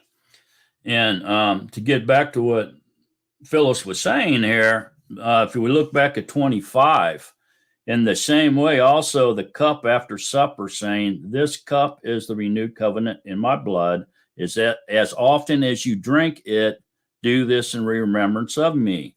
For as often as you eat this bread and drink this cup, you proclaim the death of the master until he comes. So they were doing it often. So they were proclaiming the death of the master because they were doing it so often and they were being gluttons about it. You know, no wonder they were weak and sick and dying.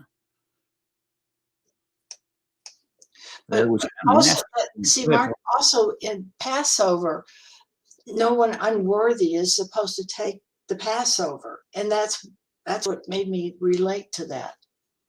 And that is the point. That is the point. So if it is Passat or Passover, you know, whatever, and you don't have the Ruach HaKodesh, if you're still in the flesh, you shouldn't be doing that, even at Passover. And that's why a lot of people will even go as far as saying you shouldn't invite unbelievers to the feast of the Passover lamb, because if you do, then they will be weak, sick, and may die because they're unworthy to partake of the master's flesh and his blood. They have not crossed over yet. It's almost like a death sentence. Pretty wild stuff, isn't it? Okay, does anybody got any questions about this? Obviously, so that whoever should eat this bread and drink this cup of the master unworthily shall be guilty of the body and the blood of the master. And so let every man examine himself, and so let him eat of that bread and drink of that cup, if you're worthy, if you have the Ruach HaKodesh in you, if you are in the body. Otherwise, you're condemning yourself to terrible things. Go ahead, Ruel. So, in fact, we are supposed to eat of the bread and the wine only on Passach. It's not a weekly thing. It's not like the circus does, correct? Well, Scripture says, as often as you do this, do this in remembrance of me. So I think it's really up to you and between you and Yahuwah. Okay, so the congregation, if it's either 2 or 1,000, doesn't matter, the popularity of it, the population of it. But yes, we're going to do it during Passover at least once a year because we're commanded to do that. Yeah, that was my question because of that little verse there. Yeah, we're commanded to do it on the Passover meal. Okay. We should do it in remembrance of him once a year, for sure. If we decide to do it among each other, if we're assembled any other time, I believe it's permissible because it says as often as you do this. So it would be a decision between the group of believers who are in the body and Yahuwah, you know, to do it other than once a year at Passover. I don't think it's a sin too, as long as you're in the body. Okay. But why would we want to do it? Only to be in remembrance of him, maybe if we're studying on it or something, you know, but why would you want to do it? Because it says if you do it, it's a reminder of him dying, of his death is what it really is. You know what I mean? So I don't know how often we should want to celebrate that. Mm-hmm. You know what I'm saying? I'm just throwing that out there. Go ahead, William. Maybe we're looking at the symbology here because what's explained earlier in Scripture through the Old Testament and through the New Testament is the bread and the wine are used symbolically as the word itself. Okay, so like you said, as often as we do this, shouldn't that be something that we're doing all the time? That's kind of the way I would think about that, because the blood and the eating are symbolic of the word, of the manna. You know, if that's what, I don't know why I'm stuttering, but that's what I get out of that. Okay, yeah, we're supposed to do it on the Passover, but we're supposed to do it, I think, whenever we get together as a body, you know, And it says a little bit more about that here at the end of the chapter that Toria will be getting into. We can maybe look at that too.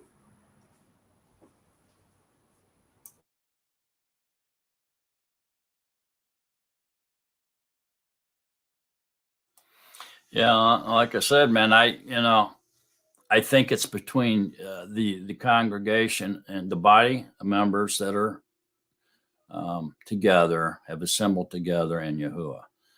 I'm not going to say one way or the other, but there is scripture does tell us that this is not like the manna which your ancestor got from the Shemayim.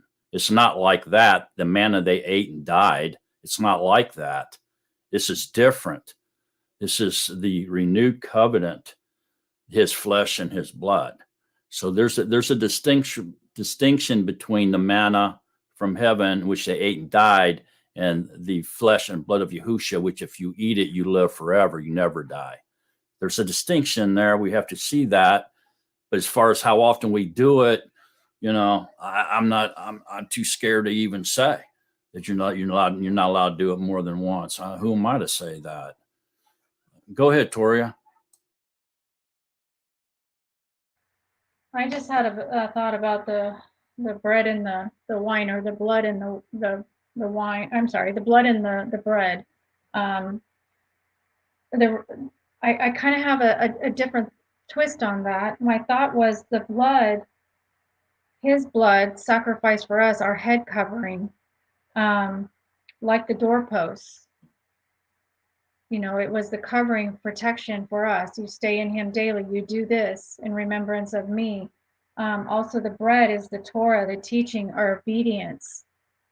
Partake in that daily, to remember daily. Stay in his word daily, so that we won't be those who are sleeping or weak or sick. If you stay in that and do as he says, drink of this daily, or make sure you take this bread and remember the sacrifice, the blood that he gave for us. It to me is just a representation of, like the doorpost, our protection daily, that we are in him. Yeah, and you know what, man? I'm just so impressed with everybody's spiritual insight at this point. I remember back when we started out, a lot of us were in the literal mindset. Now we're expanding, and we're gaining the knowledge of Yahuwah rapidly at this point. And Toria, that was beautifully said. And Gibson girl Rebecca, I think you clarified it for us here. If his bread represents his word, then we take it in daily. The living waters, right? The manna from heaven, as far as everlasting life goes. And then Passover, if we're celebrating or remembering the Passover, the death of Yahushua, what he did for us, that he died for us for our sins, blotted out our sins with his blood, then we do that once a year. Excellent. That's kind of putting the literal and the spiritual together and giving us an overall picture of it. Very good, Rebecca. Go ahead, Phyllis. I think I'm frozen, but I was thinking about the time that Yahushua hadn't eaten, and his disciples showed up and said, "We need to go get you something to eat." And he said, "I have food that you know not of." And that confused them. Yeah, excellent point. That goes right along the lines with what Rebecca's saying there too. And you know what's amazing? What you said before, Phyllis. Think back during that miracle where he fed the 5,000, the masses with it's just several fish and several loaves, right? And then they all ate and everything, and then he went across the pool there and everything. And then the next day, all these people were seeking him out, right? And then when they found him, Yahusha confronted them and said, "Hey, you're not searching me out for the food from heaven. Okay, you're searching me out to fill your bellies. You want me to give you more food to eat. You want to satisfy your flesh. That's why you're hunting me out, searching me out. That's amazing. Remember that? That's amazing stuff right there. Anybody else? Go ahead, Toria. It just made me think of Moshe when about the birds. You know, they wanted meat. And he gave them quail. I don't think it was about the quail at all. I think it was about his word. He already had provided all those things for them to learn. He provided the word, and it was, you know, they were seeking food and their desires instead of him. Exactly. Here you are, Phyllis. Okay. Anybody else? Those are just mind-blowing points y'all bringing up there. I mean, I'm blown away here by y'all's knowledge of Yahuwah today. Feeding us the good stuff. Anybody else? Okay. Toria, go ahead and let's finish up here now. Okay. Verse 31. For if we were to examine ourselves, we would not be judged. But when we are judged, we are disciplined by the Master, that we should not be condemned with the world. So then, my brothers, when you come together to eat, wait for one another. And if anyone is hungry, let him eat at home, lest you come together for judgment. And the rest and the rest I shall set in order when I come. Wow.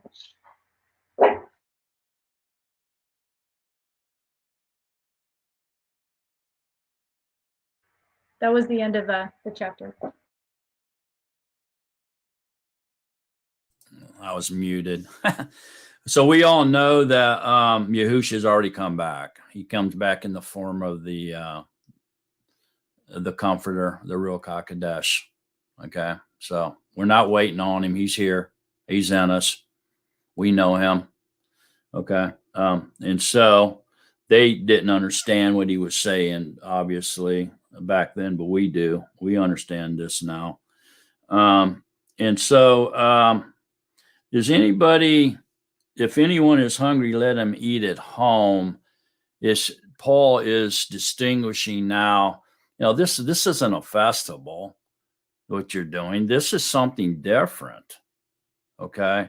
And so then he's saying, at least you come together for judgment. Judgment on what? Because you're guilty of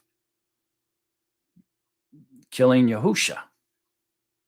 If you do it and you're unworthy, you're guilty of it, of killing the master. You see that? So you're in judgment. And the rest you shall tell in order when I come home. All right. So that wraps this chapter up. We went from the family structure and the pecking order, if you will, to the consummation or the taking of bread and wine, which is the renewed covenant. And they were doing it totally wrong. And he explained to them what it was about and what they should do, and not to bring food with them when they congregate, to leave your food at home. If you're hungry, eat at home before you come here. Don't be bringing all that food and eat it in front of these poor people that are half starved to death, and then you won't share with them. You know, wow, that makes it worse. Okay, so there you go. That's what 11 was all about. Anybody got any questions or comments or want to discuss chapter 11 before we move on into the exciting stuff? Nobody? All right. Who wants to tackle this 12? Now, I'm just gonna warn you, man. This 12 is like power packed, very powerful stuff here. This isn't for the weak. This is for the strong. The Natsarim. This is powerful stuff. Chapter 12. Paul is going to really get deep now. He's going deep, deep, deep with these Corinthians. Who wants to read it? Go ahead, Tad.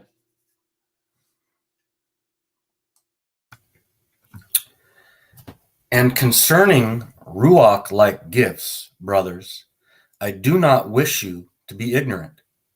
You know that you were nations, led away to the dumb idols, even as you might be led. Therefore, I make known to you that no one speaking by the Ruach of Yahuwah says Yahusha is a curse, and no one is able to say that Yahusha is master except by the Ruach HaKodesh. Okay, can somebody explain that to us? That's very powerful stuff. Somebody?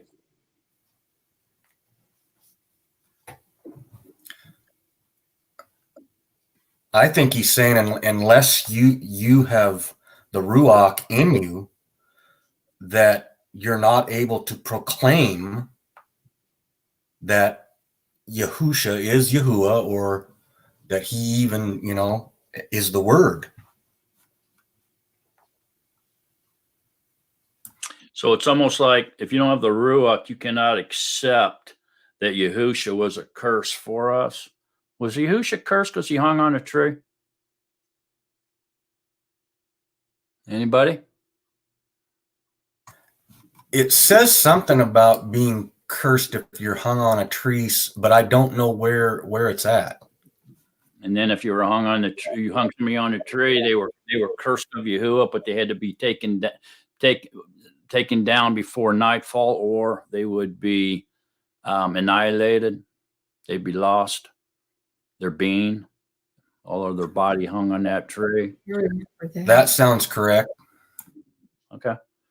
All right. So we cannot accept Yahushua HaMashiach as our deliverer, as our scapegoat, as our lamb, sacrificial lamb, unless we're speaking by the Ruach HaKodesh. The Ruach has to say it, not us. The flesh can't say it. The Ruach has to. Is that what this is telling us? And no one is able to say that Yahusha is master except by the Ruach HaKodesh either. So, not only do we cannot accept the sacrificial offering of the lamb unless we have the Ruach in us, and we cannot. No one is able to say that Yahusha Mashiach is our master unless you have except by the Ruach HaKodesh as well. So how important is the Ruach HaKodesh to have the Ruach?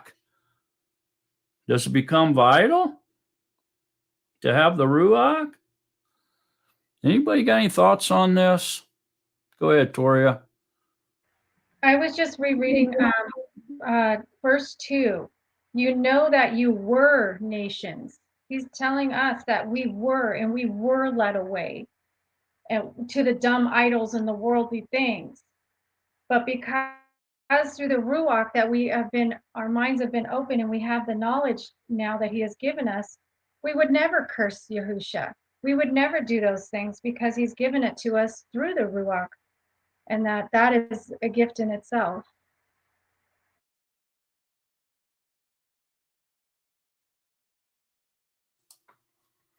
Okay, but it's saying that if you can't say that he's a curse unless you have the Ruach. Why would he be a curse? Why does Yahusha curse, man?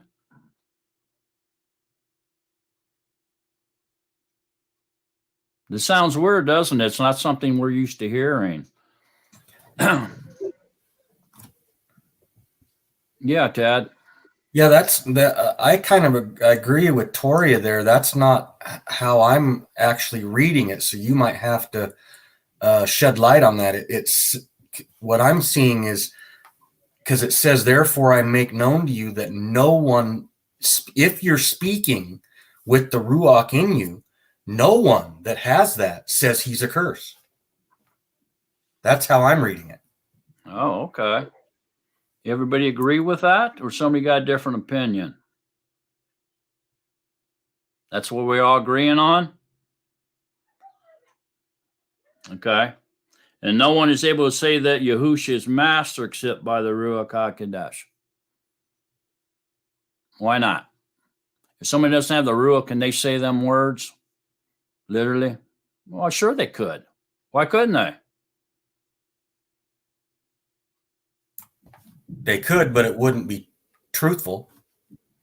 So they has to have belief, have to have belief or have unbelief.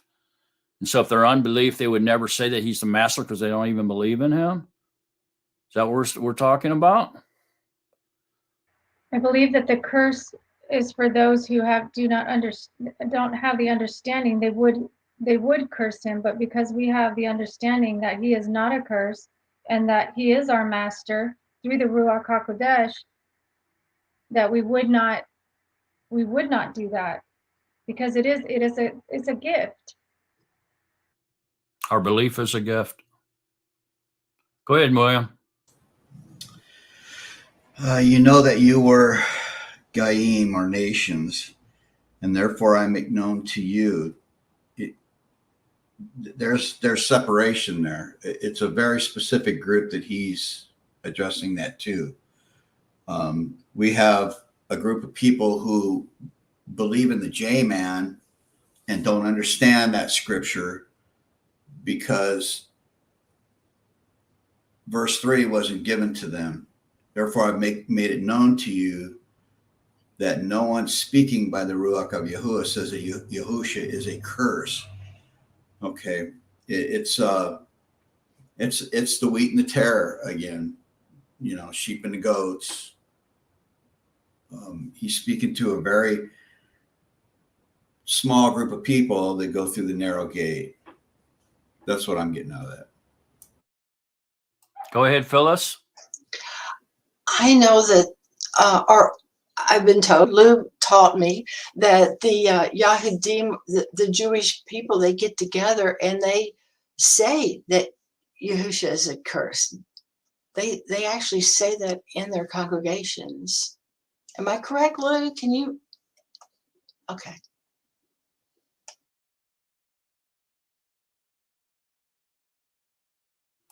Go ahead, Lou White. Yeah. Go ahead, That bro. is true. The congregations, when they get together, they have 18 prayers, and I think it's the 18th prayer is called the Shemana Etzra or something like that, and that's just the number 18 is all it is. Prayer number 18, or I think the 13th prayer in the Shemana Etzra. Yeah, and they curse the Menim. The Menim are their term for us.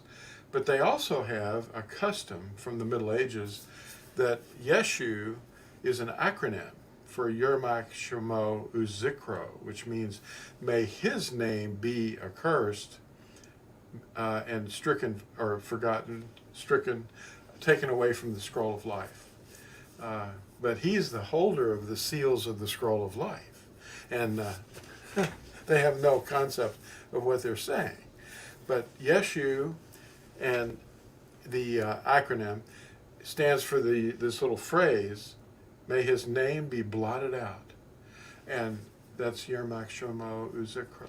And they call him Yeshu in the Talmud. That's what they call him. And Yeshua is a word that they substitute for his name, which is just a common word. It's H3444, if you look it up, it just means salvation. So the people that teach that name, Yeshua, they're not saying anything wrong except they're ascribing that to be his name, and it's not his name. They've taken the name of Yahuwah out. I think Tori has a question. Let Shelley go first, Toria. Actually, it was for Lou real quick. Doesn't Shua mean to bring down, to make not? Shua can have different terms and meanings or definitions depending on the context. But people that look up words in the concordance and they define them according to what they interpret they mean, that's where the errors are coming in, and all these people are putting up videos explaining that Shua is a terrible thing. And it's not. It's just part of his name. It's the suffix on the name Yahusha, and it just means Yahuwah is our deliverer, or I am your deliverer. but they take it out of context. So they're twisting the scriptures to say what they want them to say, to bring down someone else. They've accused me personally of error for that reason. But I just say, well, okay, I'm not going to defend myself. I can't. But Yahusha can defend me. Yeah, I've seen those videos. They're basing it on the Strong's coordinates, some kind of word. I'm not sure which one it is, but I watched the video, looked all that up, and they are in error. I know I proved it to myself, but I don't recall exactly. But yeah, Lou's right on that. Shelley, go ahead. Thank you. I think I've lost a little bit of it, and I'm sorry, I'm distracted because I'm on dog duty today. But when I read, therefore I make known to you, it stuck out to me, just that phrase, I make known to you.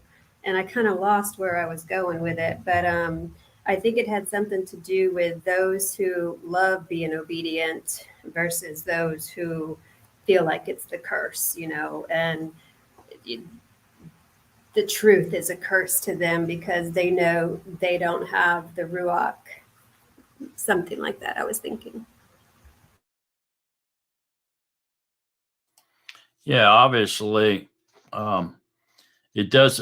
We can't really make a judgment whether or not these ex-pagans, these Corinthians, knew that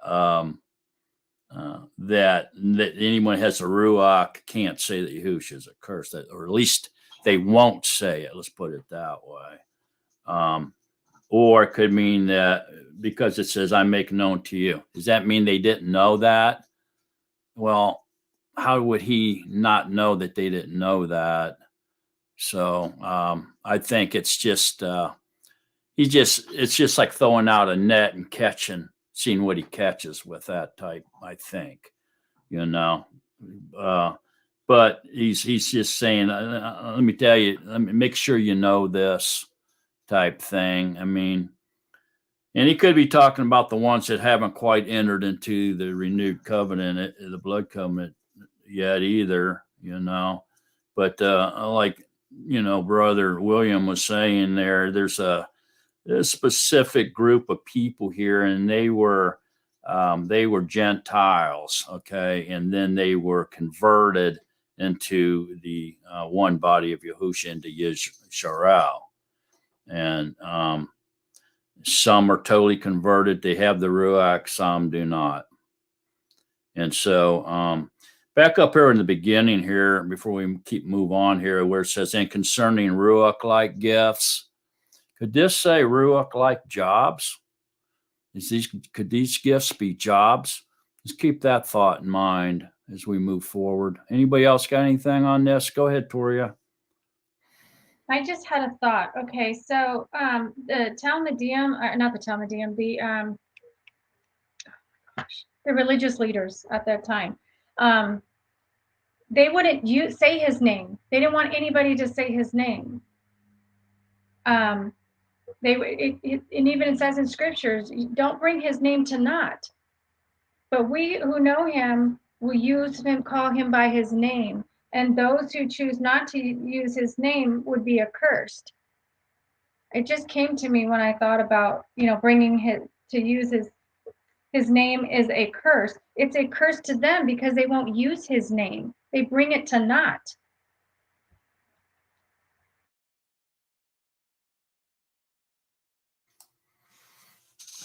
Wow. Okay. Anybody else got anything to say about this? So I think we've come to a full understanding here. Go ahead, Tad. Even the third commandment says that anybody that brings his name to naught will not go unpunished.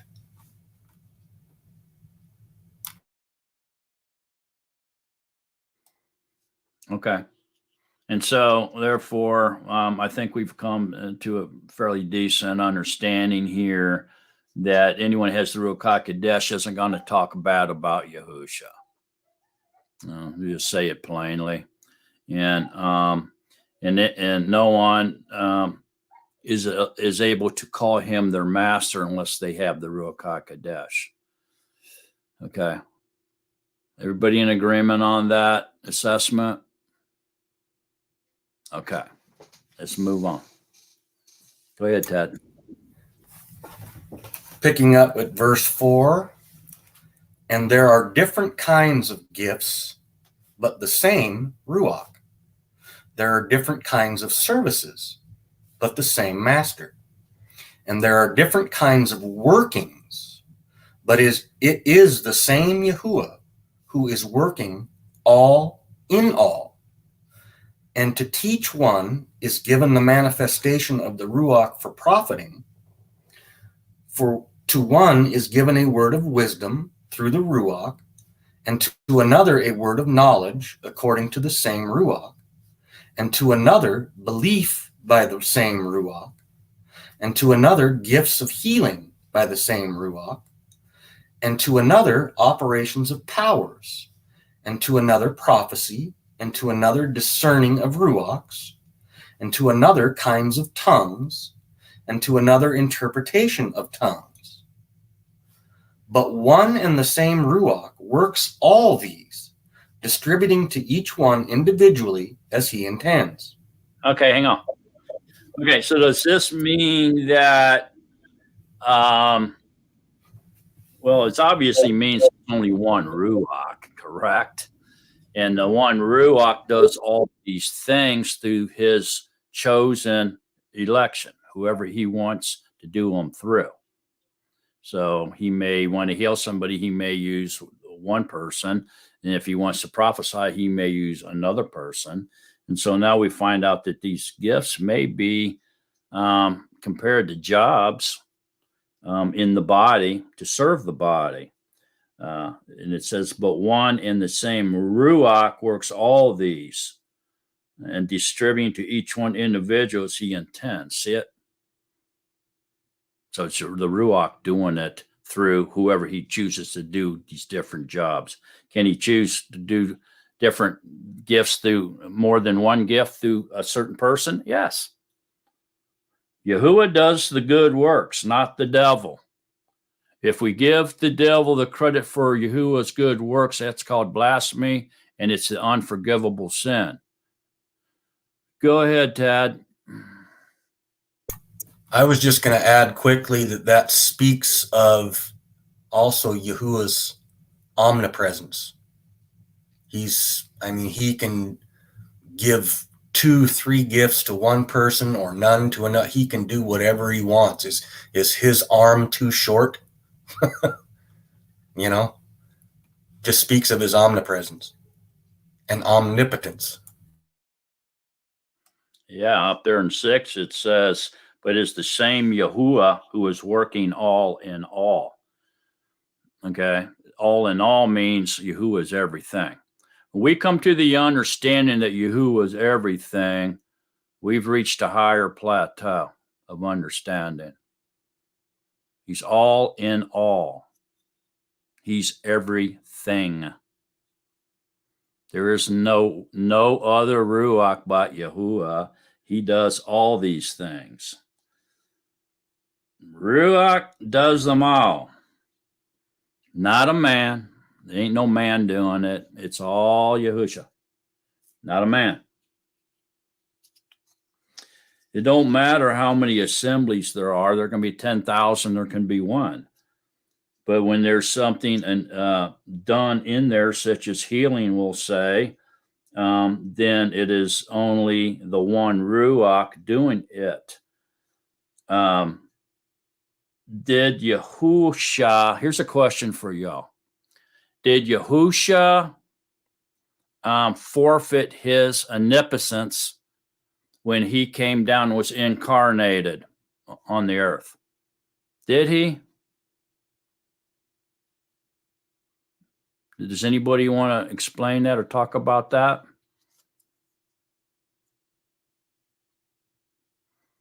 So Yahusha is Yahuwah incarnated. So Yahusha, being the firstborn of all creation, was the body of Yahuwah. He was the lamp of Yahuwah. The lamb is the lamp, the body, the vessel of Yahuwah. So when Yahuwah decided to come down and become the lamb and die for the sins of us, did he forfeit his omnipotence when he came down? And if he did, why? If he didn't, how is that? Go ahead, William. I think he makes it pretty clear in Matthew 5:17 why he came and what and who he was and why he was.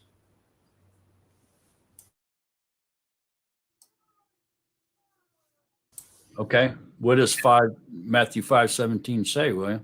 Well, it talks about the law and the fulfillment of the law, that he came to be the living Torah and to cover all of it. Says, let me find it here.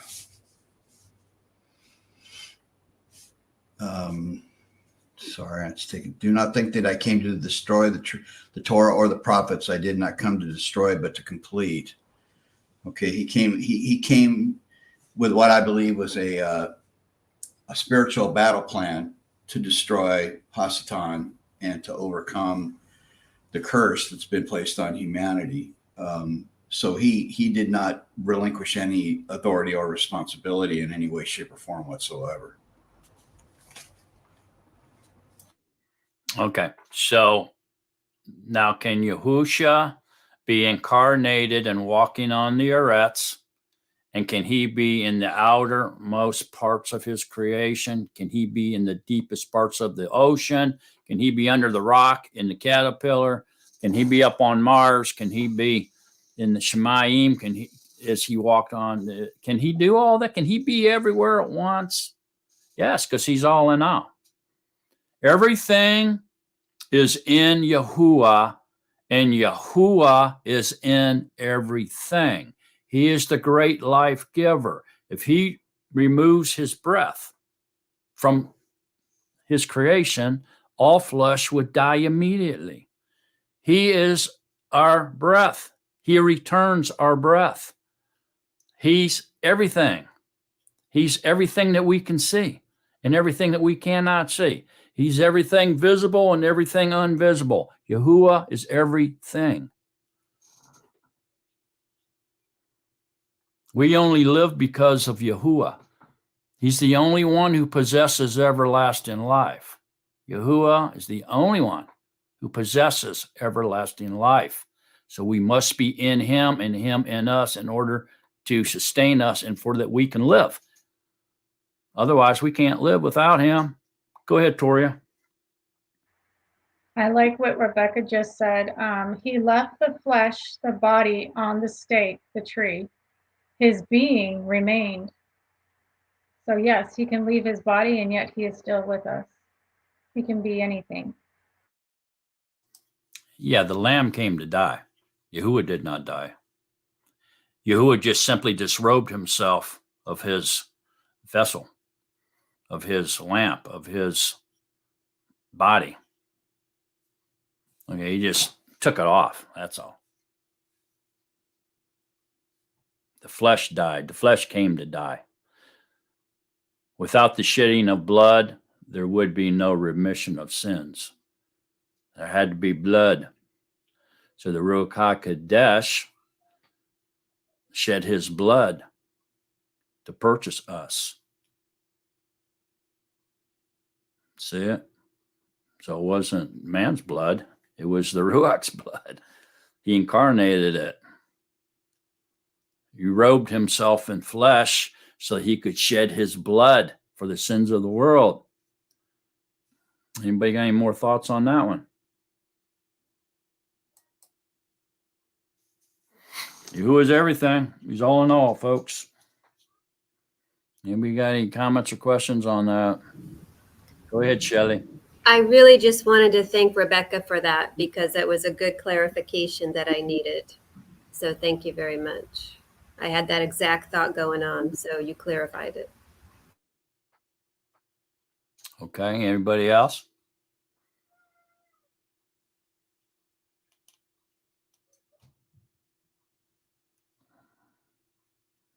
Okay. So here we find out there's, I think 9, if I counted right, 9 spiritual Ruach-like gifts or jobs given to the body. But they are performed by Yahuwah, not by the man. All right. No man can do those things. Only Yahuwah can do those things.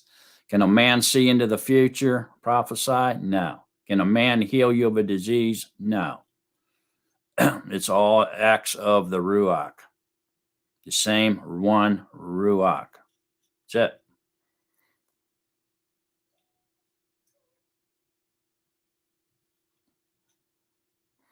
Let me ask you all a question. When Yahusha died on the stake, okay, and then he, he woke up, came back to life, right? And then he eventually ascended back after 40 days. He was 3 nights in the tomb. So after his death, he was still on the earth for 43 days, 3 nights in the tomb, 40 days walking around, showing himself to people. Who ascended? Was the Ruach HaKodesh totally within the incarnation and the Lamb? Did the flesh ascend and go back up into a place called heaven, standing on the right-hand side of the one throne? What happened? Go ahead, Toria. Okay, so the flesh is a curse to man that was staked on the stake. So he was the light that ascended into the Father. Ooh, go ahead, Ted. It says that flesh and blood cannot inherit the realm of the Shamayim. So I agree completely with Toria as well. Anybody else got any thoughts on it? So if the body of Yahuwah was sent down to the Eretz to be the lamb sacrifice for our sins, okay, he was incarnated and he died. Okay, so when he was resurrected, he put back on his divine body, his immortal body, if you will. Okay. Does this mean that that divine body or immortal body was the Ruach HaKodesh? But wait, was not the Ruach of Yahuwah all in all? Is he not omnipotent, omnipotent, and omniscience? How can this be? Anybody got thoughts on that? Go ahead, Shelley. I'm actually just hoping for clarification because it makes me think of when Yahusha told Miriam, I think, not to touch him because he hasn't gone to the Father. So I'm just hope for clarification on that.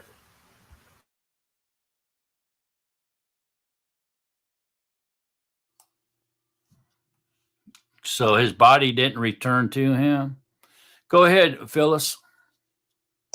Shelley, that was when Yahushua came out of the grave, he's the first fruit, and he is the wave sheaf offering, and he can't be touched until he returns that spirit to the Father so that they can be the first fruit. Then he was able to come back to us after the offering was made.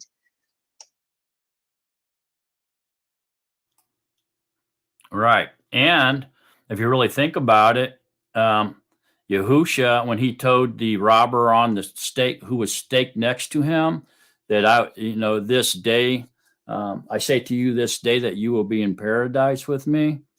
Okay, so it can't mean that he would go that's the exact day to a false place called heaven, because Yahusha said, I have not ascended yet.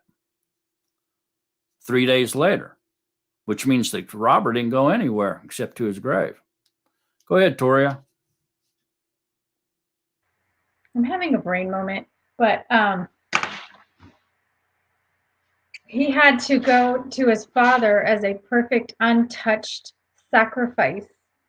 So he had to, I'm trying to think of the word right now. He was on the stake, which is a, I can't, when you're sacrificed on something. An altar? Thank you. He had to go before the Father on the altar as that innocent, perfect sacrifice. So he had to ascend to the Father as that sacrifice. Yeah, didn't he enter into the Holy of Holies up in the Shemayim and sprinkle blood on the mercy seat in reality? Yeah, that's why he couldn't be touched. Right.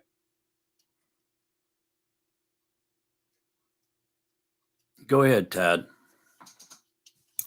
So that just makes me think of when the old priesthood was still in effect. That's why they had to bring an unblemished and perfect whatever it was that they were sacrificing had always had to be unblemished and perfect, because it was a shadow of what was to come with Yahusha. Why did Yahusha call his body the Son?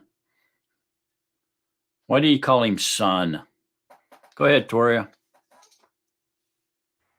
I wasn't going to answer that one, but I just forgot what I was going to say now. I was going to answer what Tad was just saying. What'd you say, Tad? Remind her again. I just mentioned that when the old priesthood was still going, that they sacrificed unblemished and perfect animals as a shadow of Yahusha.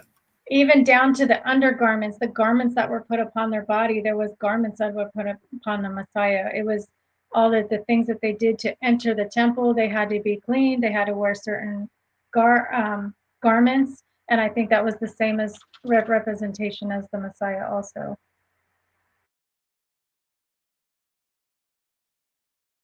Because they couldn't enter, if they entered unclean, they were burned up.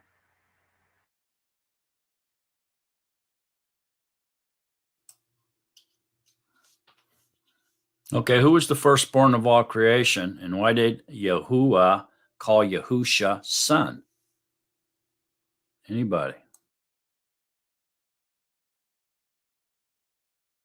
Go ahead, William. Because he was not created. He was physically birthed, born. He was not a creation. So he called him Son because he came through the loins of an earthly woman? No, because he came from the loins of the Father. Who was the firstborn of all creation? Adam? Nope. Yahusha. Yep.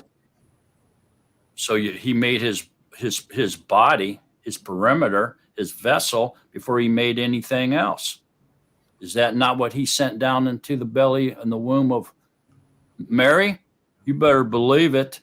He Right. didn't. He He's didn't. the firstborn of the Ruach, correct? Go ahead, Toria. Go ahead, Toria. He's the firstborn of the Ruach. He wasn't of a man. He was the firstborn of the Father. Well, he had to be the firstborn of all creation because through him all was made. All was created through him before anything else was made. Go ahead, Toria. The breath of life was put into Adam. The breath of life is Messiah. Exactly.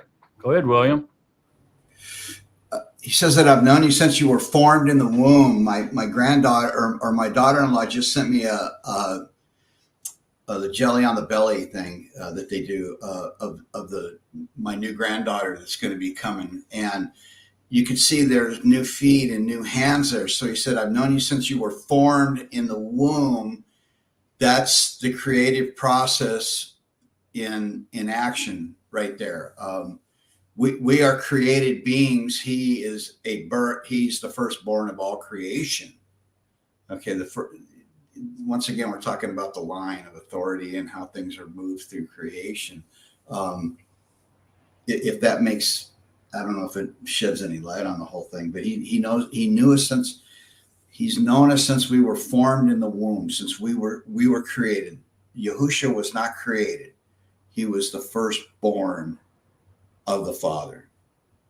We get reborn at the second resurrection when we put on the immortal spirit body that our spirit is once again breathed into, because the body can't live without the spirit and the spirit can't live without the body. Okay, so it's that process, if that makes any sense. That's why Hasatan loves abortion. Exactly, Phil Dickey. That's exactly why he loves abortion, because he's killing the creative process that our Father has given to us through the Spirit. Okay, so he was the firstborn of all creation. He was the Word. He was the Son of Yahuwah. He was our Creator. He came down, sent his firstborn of all creation down to be our Lamb. Yahuwah himself did not die. There had to be something else that died. It was the firstborn of all creation who died, the body of Yahuwah. Go ahead, Tad. I was just going to read something that, is clarifying what you're saying. And it's in John 1:1. In the beginning was the Word, and the Word was with Elohim, and the Word was Elohim. He was in the beginning with Elohim, and all came to be through him. And without him, not even one came to be that came to be. Right. So at this particular time, he was calling his body the Word. After he came down, was born through the loins of a woman, he called him son. To be more specific, the son of Adam, which he was labeled by Enoch as the son of Adam. Okay. He transformed himself, his body, the firstborn of all creation, into flesh and walked among us. Yahuwah did not die. The Lamb came to die. Then it went back and became his perimeter again, or his body again. And then now Yahuwah, after he adorned his body back again, he raised his own body from the dead, transformed it back into the firstborn of all creation, comes back to us as the Ruach HaKodesh. The same one that hovered over the waters, the same one that created everything. It was all Yahuwah doing all this. It was Yahuwah. There's no second deity involved here, folks. He's all in all. Yahuwah is everything. He only transformed himself into flesh. Did he not transform himself into flesh before he was born of Mary? He absolutely did. He came in the flesh to Abraham and sat down and ate with him. He ate with the 70 elders at the base of Mount Sinai. That was way before he became the Lamb. Go ahead, Tad. He was also walking in the garden in the very beginning. He sure did. And if he was walking in the garden, he had to have legs, feet, and a body to walk in. Who did Moses see when he was in the cliff? When he walked past him in a body, he had to have feet to walk past him. And he saw his backside. To have a backside, you have to have a body. Who was he seeing? That was way before he was born of Mary. He was seeing Yahusha, man. He was in the flesh way before he was born from the womb of Mary. He's the firstborn of all creation. He can do whatever he wants. Stop trying to limit Yahuwah.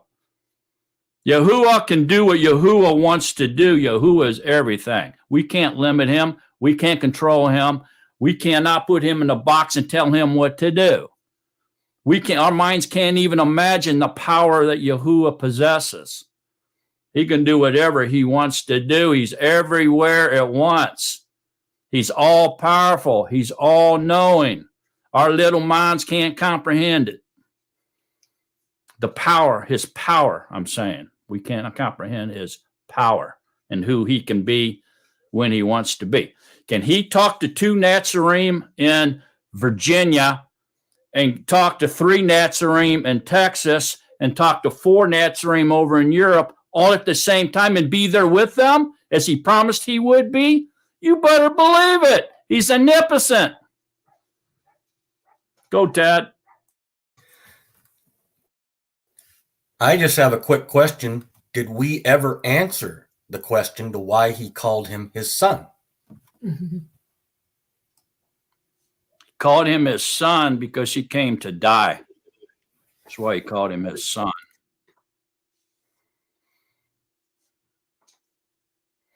Before, when he first created him, he called him the Word. Then he called him his son because he was the lamb that came to die. He was born of a fleshly woman. So why did he do all this? Call him son and was born through a virgin woman? Well, the virgin woman was a sign to us that something happened. Okay, something supernatural had happened. That was the first thing that slapped us upside the head and got our attention. Okay. After that, he called him son and allowed Yahusha to have a human nature, okay, outside of his divine nature, so that we could understand what was going on. He did this on our level so that we could get it. If he didn't do it on our level, we wouldn't get it. Did he have to do it that way? No. He didn't have to do it like that. He could have did it any way he wanted to. He chose to do it to come down to our level and to have a relationship with us so we could understand exactly what he was doing for us and how much he loved us. That's why he did it on our level. We can only perceive it on our level, especially those in the flesh. How else were they perceiving it? They couldn't. He had to do it on our level. That's why he talks on our level. He acts on our level. He showed himself as one of us so we could understand what he did as our Savior and deliverer, our Creator, our Master, our everything. He's our breath. If you can accept it, he's the very breath you're taking right now.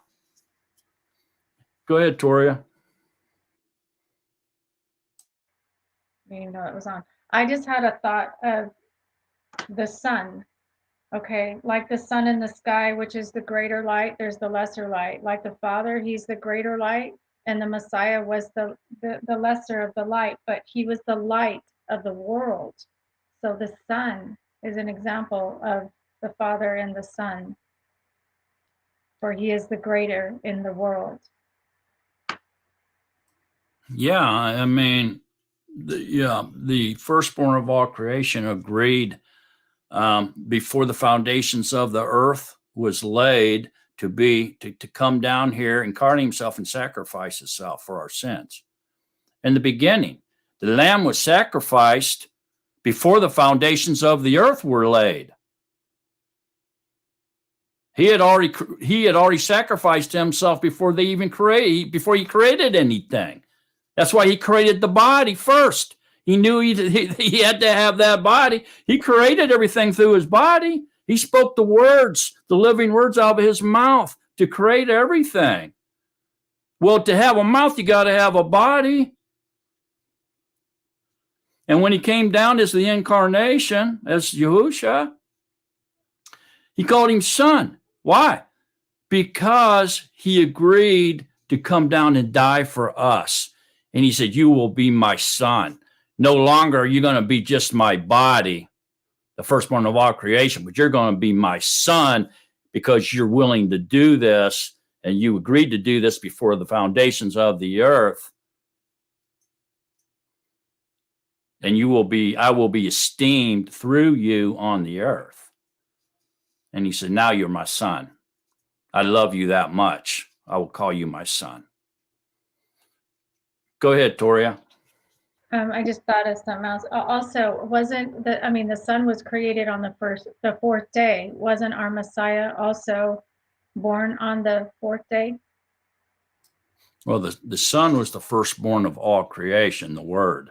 Okay. Right. No, I'm saying the actual sun, it was created on the fourth day. The Messiah was the 4,000th the fourth day. Yeah, he came on the fourth day. Mhm.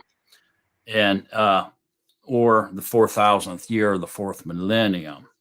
Okay, from that point on, everything's happening on our level, except for what? The signs and the miracles and the all the stuff that we can't explain, all the supernatural stuff. Do you think that's why he says when two or more come together? Because he created the sun and the moon. You have the Father, the Son. So when two or more come together. Yeah, I think it has more to do with the witnesses. Right. It has to be 2 or 3 witnesses in order to prove something. Because you have to have the Father. You can't have the Son without the Father. So it has to be just a thought. Yeah, well, what Yahuwah did through his creation, okay, is anybody's guess. It all was done for his pleasure, for him to enjoy. Everything is for Yahuwah. He owns everything.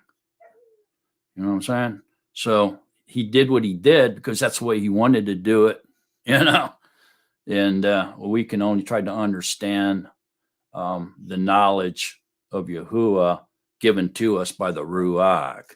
Other than that, we're just living in this literal world, man. We're walking through there saying nothing weird happens here on this planet. Everything's a reality. Everything's literal. Nothing weird happens. If you see something or you think you saw something or this or that, then you're just nuts, because that doesn't happen in this fleshly literal world. See what I'm saying? That's the only way we could possibly think, unless there were outside forces influencing us. Hey, there's something more than your reality. Wake up. There's an invisible world here. Go ahead, Toria. Yeah, because I've always thought, because when people say when two or more come together, in prayer, but it's always like, I always think about, well, because I don't have anybody else here, through this journey, it's been myself. So I've often thought about that, and I'm like, well, what does that mean for me? But then I've always thought that the Father and the Son are the two that are with me in prayer. So when two or more come together, things can be done with them and myself.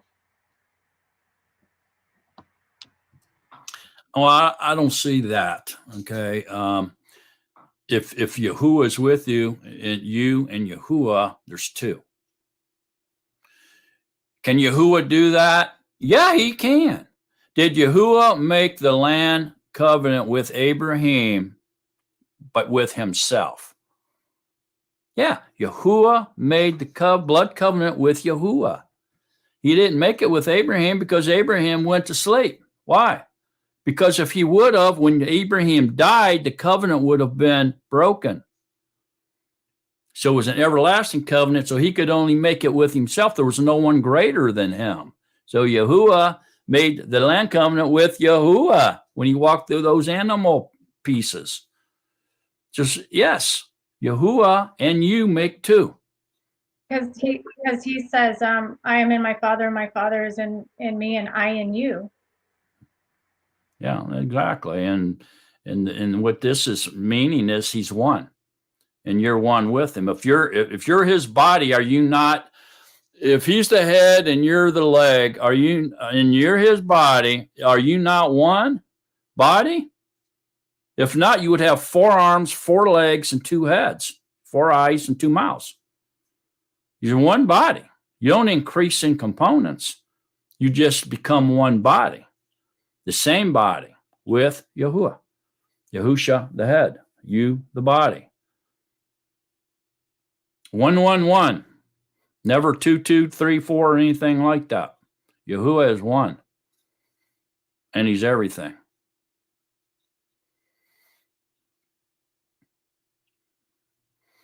So it was the flesh human. Did he come in the flesh and blood? Was he human?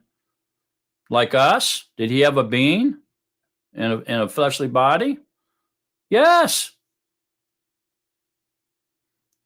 He was transformed into a fleshly body that we could see. We couldn't see, can't see the spirit. Our carbon eyes don't see spirit. It only sees carbon. Go ahead, Ted. He was both fully human and fully Ruach. Correct. He had two natures, fully human and fully divine, or Ruach, wrapped up in one. No other human has ever walked this planet and be able to say that. Only Yahushua. Okay, and so the transformed spirit body into the flesh, after he died and was resurrected, he retranslated himself back into, from dead flesh into spirit. And then he ascended and went back into being the firstborn of all creation. Yahuwah's perimeter, Yahuwah's vessel. The lamb is the lamp, the body of Yahuwah. The vessel of Yahuwah, man, in the flesh. That's it. Ain't a different person. He's just the body of Yahuwah in the flesh, rather than the body of Yahuwah in the spirit, the word. Now he's the son of Adam. He transformed himself to be our sacrifice. He came to die. That's why the body did that.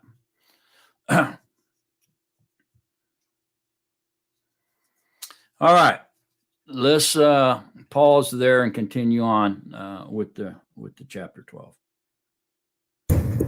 Okay, picking up in verse 12. For as the body is one and has many components, but all the components of that one body, being many, are one body, so also is the Mashiach. For indeed, by one Ruach, we were all immersed into one body, whether Yahudim or Greeks, whether slaves or free, and we were all made to drink into one Ruach. For indeed, the body is not one component, but many. If the foot says, because I am not a hand, I do not belong to the body, does it therefore not belong to the body? And if the ear says, because I am not an eye, I do not belong to the body, does it therefore not belong to the body? If all the body was an eye, where would be the hearing? If all hearing, where would be the smelling? But now Yahuwah has set the components, each one of them, in the body, even as he pleased. And if they had all, and if they all had been one component, where would the body be? And now there are indeed many components, but one body. And an eye is unable to say to the hand, I have no need of you. Or again, the head to the feet, I have no need of you. But much rather those components of the body, which are thought to be weaker, are necessary. And to those of the body, which we think to be less respected, these we present greater respect. And our unseemly parts have greater seemliness, whereas our seemly parts have no need. But Yahuwah blended together the body, having given greater respect to that part which lacks it, that there should be no division in the body, but that the parts should have the same concern one for another. And if one component suffers, all the parts suffer with it. Or if one component is esteemed, all the components rejoice with it. And you are a body of Mashiach and components individually. And Yahuwah has appointed these in the assembly. First emissaries, secondly prophets, thirdly teachers, after that miracles, then gifts of healing, helps, ministrations, kinds of tongues. Are all emissaries? Are all prophets? Are all teachers? Are all workers of miracles? Do all have gifts of healing? Do all speak with tongues? Do all interpret? But earnestly seek the better gifts, and yet I show you a more excellent way. All right. Thanks, Ted. All right. So this is basically teaching us oneness. Okay. And so that we can understand oneness, because our literal minds like to not think of oneness, but duplication or multiplication. So he explains to us that we're all one with Yahuwah. That's it. Even the Mashiach is one with Yahuwah. We're all one with Yahuwah. We're his body. We're him. He explains this to us pretty simply here, really, that even that the weaker part, just say the little toe, is just as important as the heart. No body part is more important than the other. And if one body component suffers, say you stub your big toe, doesn't your whole body feel it and hurt? Yeah, your whole body suffers. You stub your toe, man. Yeah, you'd be down on the ground holding that toe, right? In pain. And so the same as if one body part's esteem. So say you're in a competition, arm wrestling competition, and you win. Well, the arm won the competition, but the whole body celebrates the victory, right? Well, that's kind of a weak example, but y'all get what I'm saying. So we're all one component. This is how much Yahuwah wants oneness. Matter of fact, Yahusha prayed for oneness, and prayed that it was the desire of Yahuwah in John 17. That's one of the biggest proofs that Yahuwah desires oneness. Okay, and he doesn't want division. So if we're in the one body and we have the one Ruach and we're learning now the one Torah, then we're one with Yahusha or Yahuwah. Yahusha being the head of Yahuwah's body, we being the other component parts. We're his one body, right? Yes, just like your body you're in right now is your one body. Same thing. We're the body of Yahuwah, okay, including Yahusha. He's the head, okay. So, with Yahuwah indwelling us, he's the light. He's the life giver, man. He's the light of men. He's who gives us the life. Is Yahuwah. Go ahead, Ted. I'd just like to point out verse 23 again, and to those of the body which we think to be less respected, these we present greater respect, which means to me that if, somebody is, say, a teacher and they seem to have that, more respect from the congregation, we all have to remember, though, that teacher serves the people that are simply the workers in the harvest. He's serving them. Correct. These jobs here, down here, that he give us the Ruach-like gifts that the Ruach does through whoever he chooses to do them through. And then when we get down to 28, he explains the different jobs that people are given to do. Emissary, prophet, teachers, miracles, gifts of healing. These are involved in spiritual gifts. So since they're mingled there with miracles and gifts of healing, helps, ministrations, and kinds of tongues, which we found out are over here, are the Ruach-like gifts, which are performed by the one Ruach. What is that telling us? Then the emissary and the prophet and the teachers and all that is also being performed by the Ruach, not by the man. Same thing. And so what does that mean?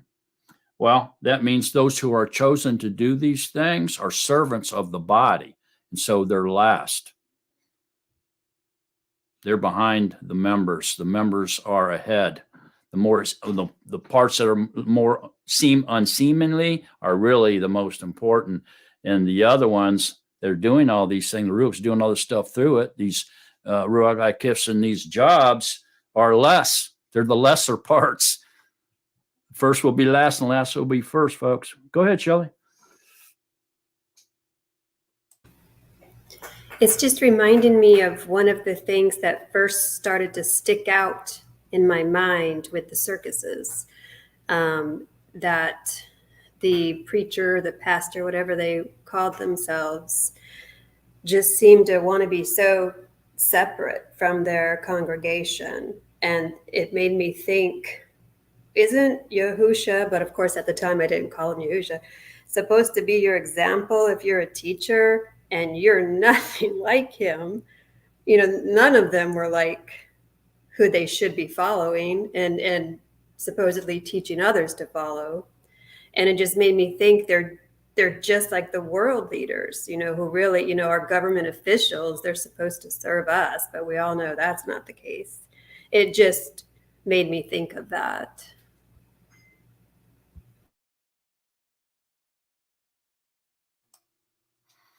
Yeah, the teachers or emissaries or the prophets or whatever are servants of the body. So that means what? If they're the servants of the body, that means the body is rules over them. So they're not first. They're not to be esteemed. Yahushua, all esteem to Yahushua. Go ahead, Ted. Which is exactly why we have to look at the fruit of the tree, whether it's good fruit or rotten fruit, to discern what's going on there with, like she said, the preachers just didn't seem right. They weren't walking as Yahusha walked because they were not the good fruit.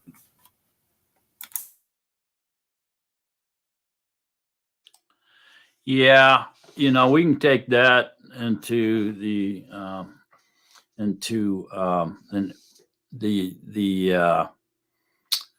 territory of they're not of us. Okay, they're not like us. They're not of us. And how do we know that? As Shelley was pointing out and Tad there, Toria's having a little bit of trouble here. Is that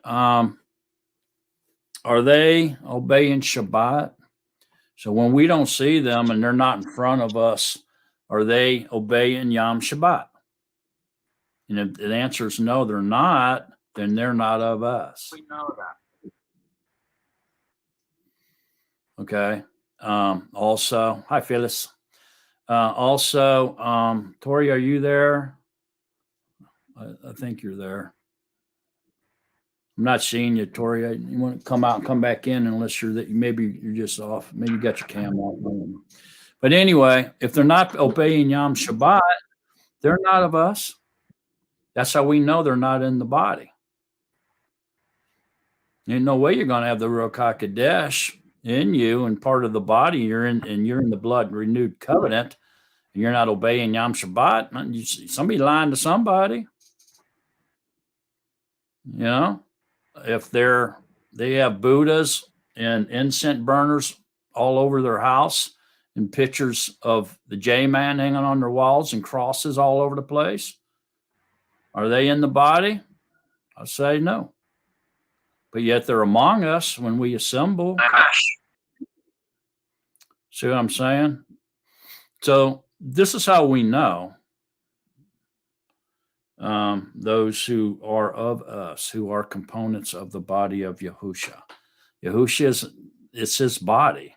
Is his body left hand going to be righteous and his right hand unrighteous? No way, man. Can't happen. Is his big toe unrighteous and his little finger righteous? There's no way, man. So just their unrighteousness or their disobedience shows us who they serve. Let me ask you all a question. Come on, mute your Tori. I can't mute you for some reason, Tori. Can you mute yourself? There you go. Let me ask you this. where it says there should be no division in the body, but that the parts should have the same concern one for another. Okay. Can division, can this only be between can division be between the followers of Hashatan? We'll just say. Can it? Can they be divided and worship anything else but Hashatan? Go ahead, Shelley. You clarified it at the end, but whenever I hear something like that, I do tend to think of that phrase of the world when it comes to in politics, the far left, where they eat their own. So when you say division among, there's no division with who they worship, but division among themselves is what I was thinking, because they're all so narcissistic. Right. And what does that division mean? Does that mean that they can follow someone else if they divide?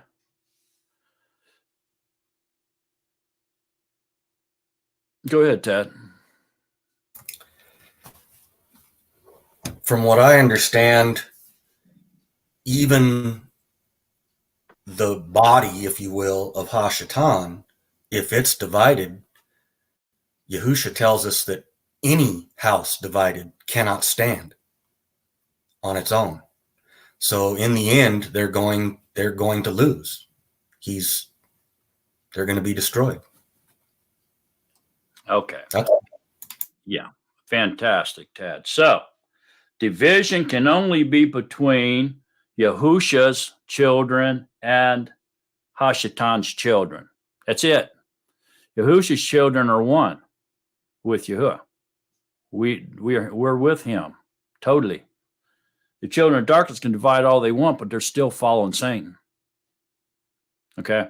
So with that note of what Ted just shared there, let's look at Mark 3. Go to Mark 3.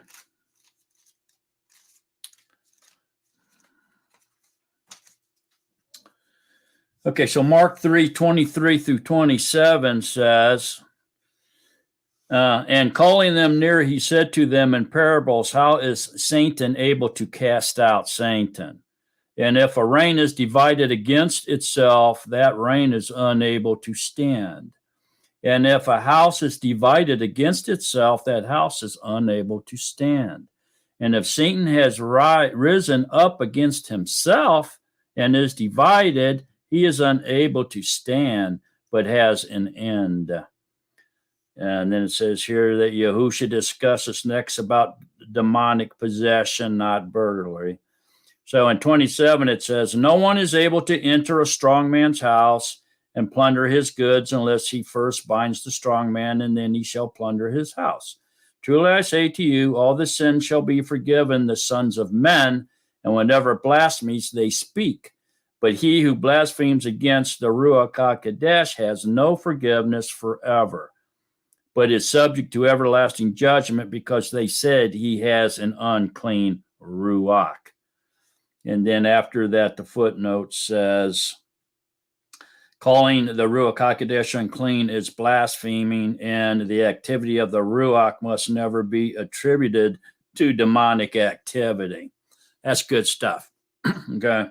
So here, in paraphrasing all this, we can see that it's that the camp of darkness cannot be divided. It cannot be. No matter how many divisions they have, they still worship Shatan, the devil.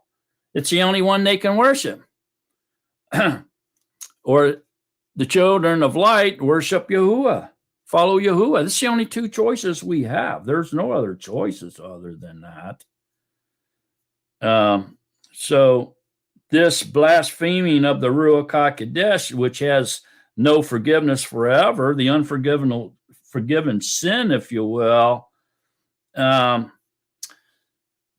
is crediting Yahuwah's good works, which we see over here. The gift of the Ruach HaKodesh includes healing.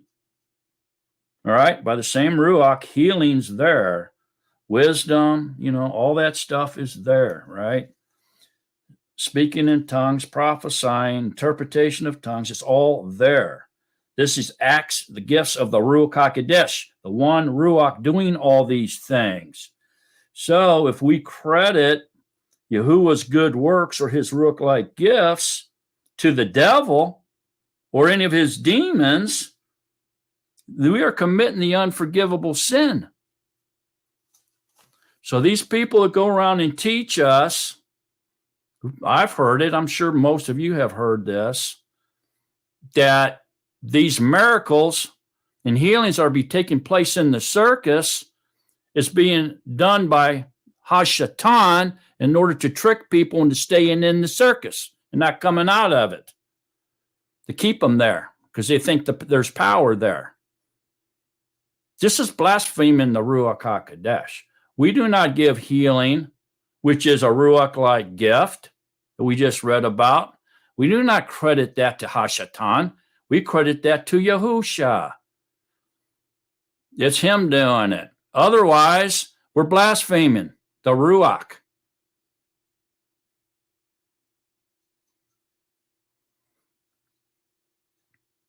So some may say, well, how is it that why is he doing these gifts inside these circuses? And we think about that, okay, we come up with a pretty clear answer. And first of all, although they're calling on the J-man in there, there is an occasion in there that they are calling on the name of Yahuwah. Any circus I've ever been in, I've heard them say hallelujah quite a bit. Are they not pronouncing the true name of Yahuwah when they say praise Yah? Yes, they are. His name is being praised inside of that circus, which gets his attention. If someone calls your name, if I scream out in a crowd, Tad, are you going to look around and see who's calling your name? Yes, you are. Yahuwah's no different. Someone calls on his name, he's looking and say, who's calling me? So they do call on his name there. It's pretty clear that they do. Even though they are in the delusion, the religious delusion created by Satan and calling on a false name, most of the time, we do hear them call on the true name when they say hallelujah. So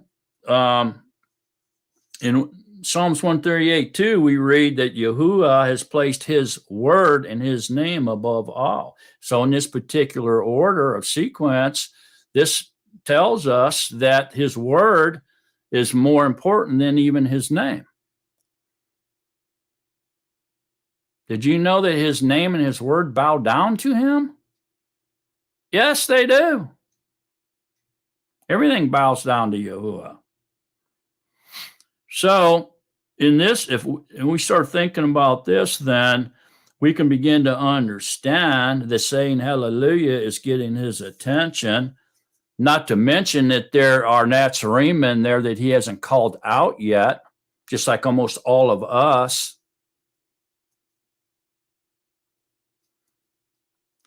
And so when they act in accordance to his word and they calling on his name by saying hallelujah, then they get the same advantages that's promised by calling on his true name. They see miracles and healings happening in these circuses. But these acts of the Ruach HaKodesh, or the gifts of the Ruach, is not to be associated or contributed to the devil or the demons. They're not going to help anybody. Are you kidding me?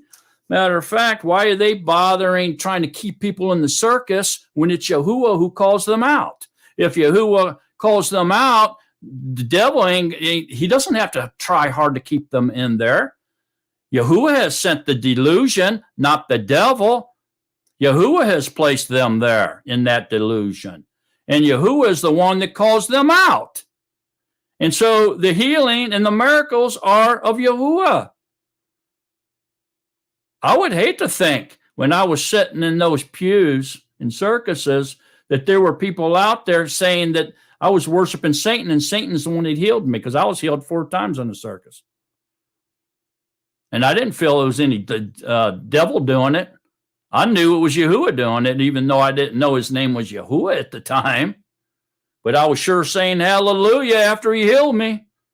And had my arms up in the air saying hallelujah, thank you, hallelujah, over and over and over. So in a way, I was calling on his name and thanking him for healing me.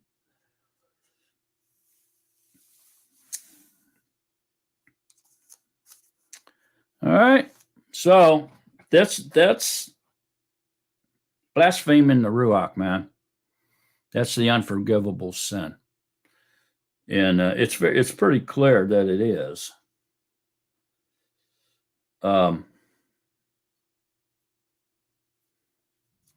Anybody got any thoughts on that one? That's a whole lot being said right there, isn't it? Anybody?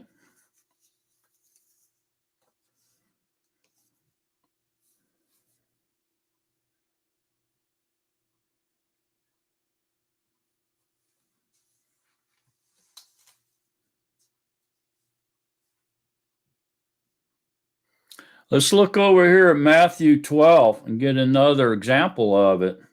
Matthew 12. Let's just start at 30.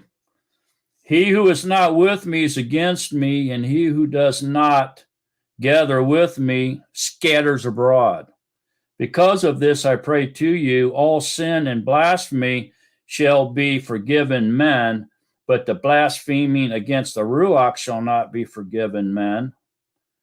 And whoever speaks a word against the son of Adam, it shall be forgiven him. But whoever speaks against the Ruach HaKodesh, it shall not be forgiven him, either in this age or in the age to come. Either identify the tree as good and its fruit good, or else identify the tree as rotten and its fruit rotten. For a tree is known by its fruits. You brood of adders, how are you able to speak what is good, being wicked? For the mouth speaks from the overflow of the heart. Now, there you go, man. It backs up everything we just said.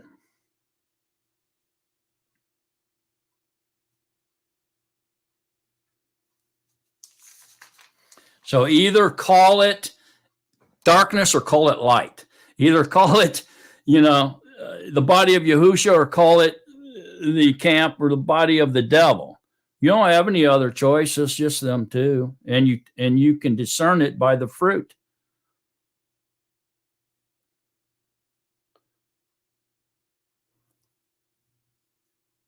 All righty. Everybody catching on, seeing that? Anybody have questions or comments, or see it any other way?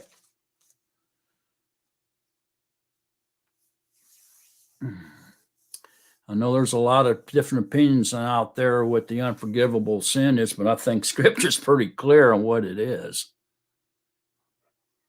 I don't know how you get any other idea or any other explanation of it after what we just read. I mean, it seems to be it. Anybody else?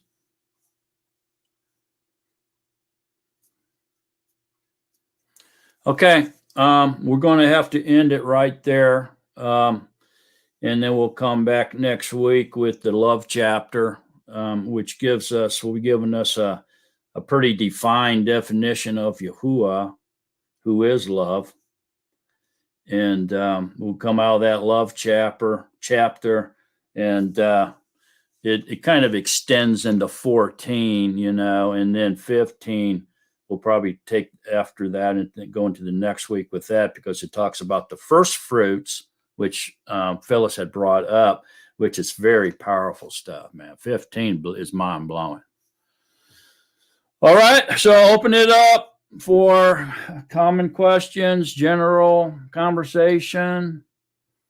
Anything anybody wants to say, ask, or give testimony of.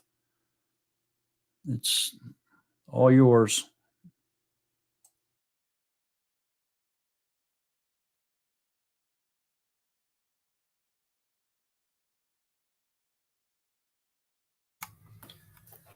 Mark, I just want to say that I think that because of the way that Yahusha indwells you and how well he does that, he explains through you so well that it kind of leaves us without question. We understand because you do such a good job with Yahusha speaking through you.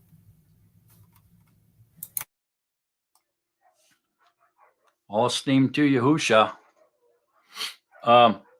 You're a good vessel. And so are you.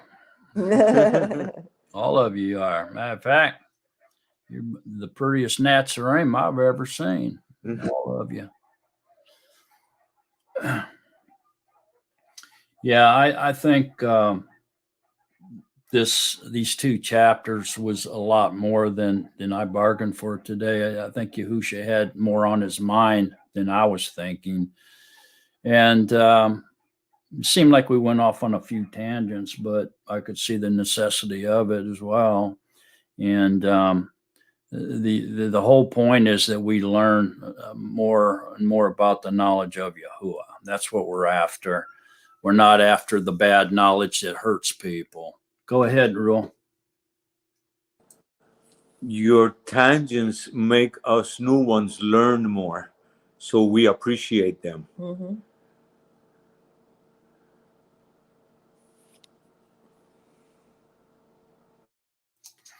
Well, Yahusha has placed among us body members here, people of all different levels of understanding. And he takes delight in teaching us. It's Yahuwah who teaches us. We're taught by the Ruach. And so in order for us to go down to a lower level, it's not boring or something that hinders us, because we can all use a refresher.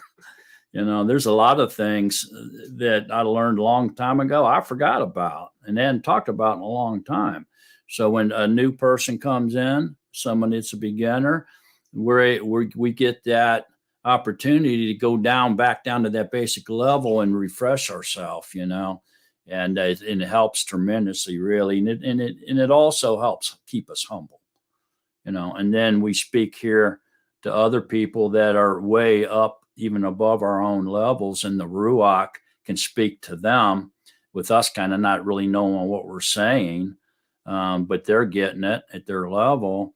And that's great too, because it brings up questions in our minds, and it causes us to start studying more on our own. So what in the heck were they talking about? And get studying on your own and look those things up as well, that we're above our head or our pay level, we'll say. And so it's just amazing to watch the Ruach HaKodesh teach his congregation and his body. It really is. I think every week when I get off of here, my mind's blown, and the things that people say and stuff like that that's happened in these meetings just blows my mind, man. I don't know about y'all, but sometimes I'll think about it well into the night. It'll still be circling around in my brain. But yeah, these two chapters were really, really good. They were really important and taught us a lot. I feel like we learned a lot today. I don't know about all you, but I know I know I surely did. And it's amazing when you come in to it and you get into it, and all of a sudden the Ruach takes over and where he takes us to. But like I said earlier, from the time we first began doing this to now, yeah, I marvel at all of you at your level of spiritual understanding from where we started to where we are now. Most of the time, it even catches me by surprise and blows my mind. Some of the stuff the Ruach is saying through you all, So all esteem to Yahusha, and we're one body, and we need to stay together. If we're in the body, then we're together. If somebody leaves, they weren't of us. We just thought they were. I think we've learned that today fairly clearly. Here, Phil agreeing with me, or us, I should say. Yes, the interaction lasts all week. Always learn so much from all of you through Father Yahuwah. That's very, very correct. Thank you for continued spiritual discipline. Remember, the teacher always learns the most. And that's a fact. You guys would be surprised at the things that I don't know and I learn through these studies. Quite a bit, really.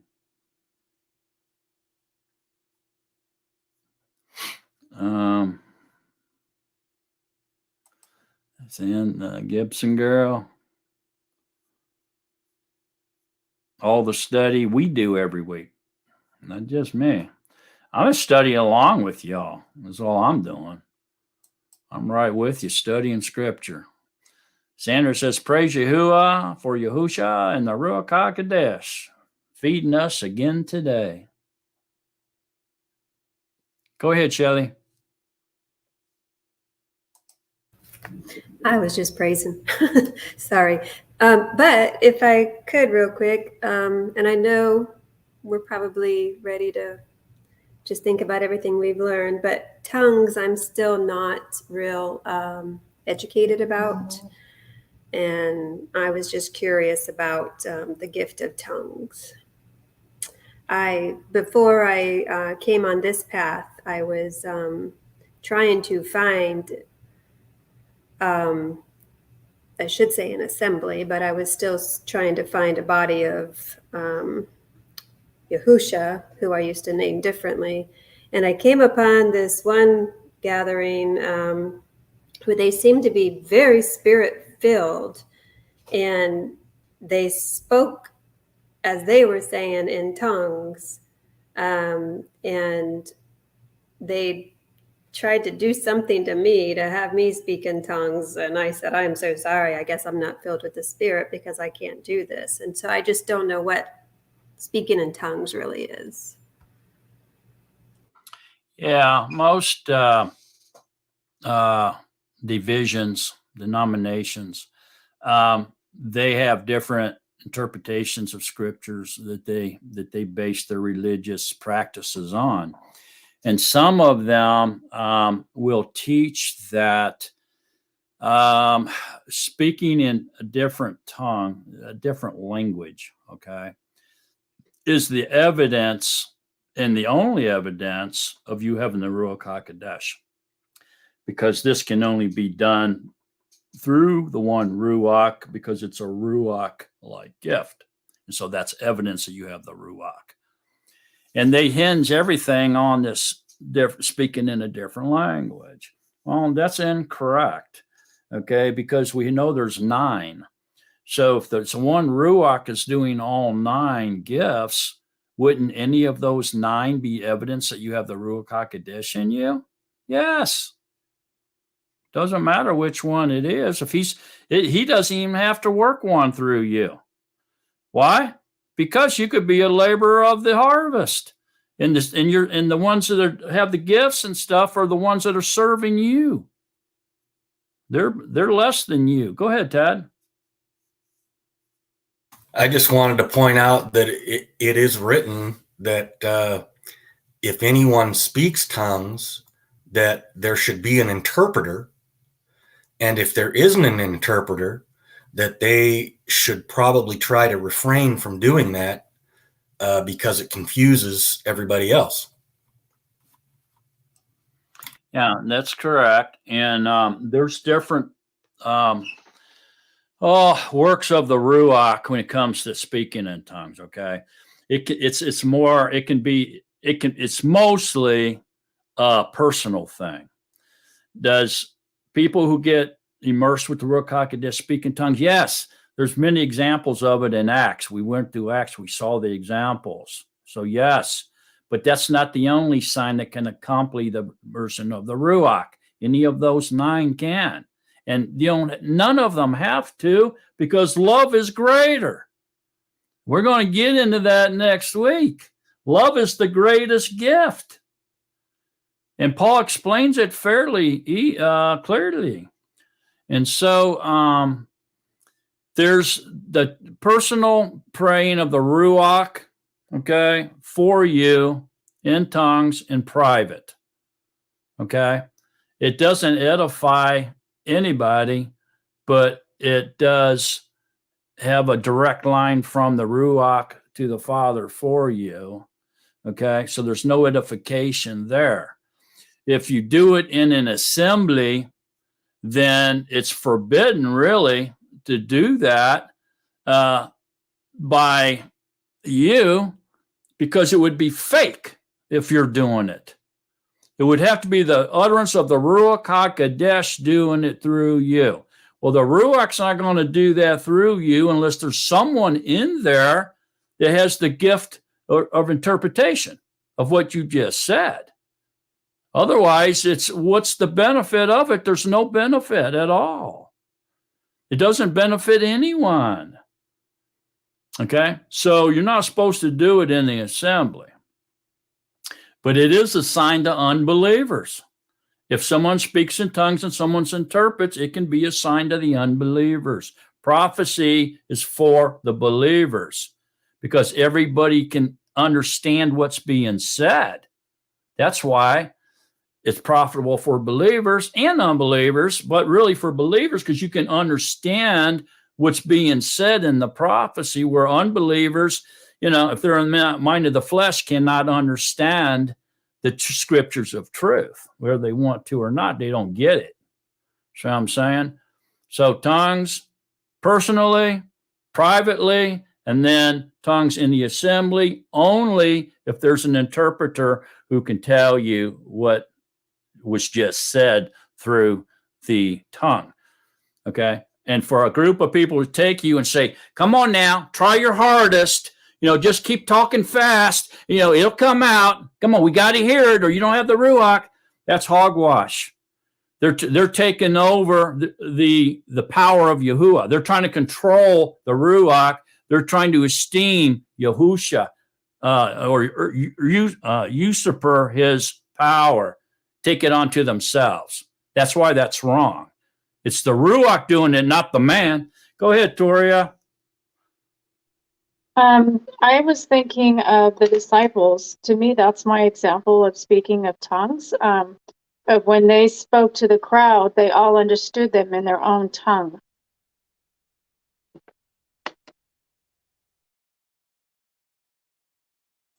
And that could be too. It's kind of like you don't want anybody speaking Spanish unless there's somebody in the room that understands it. Exactly.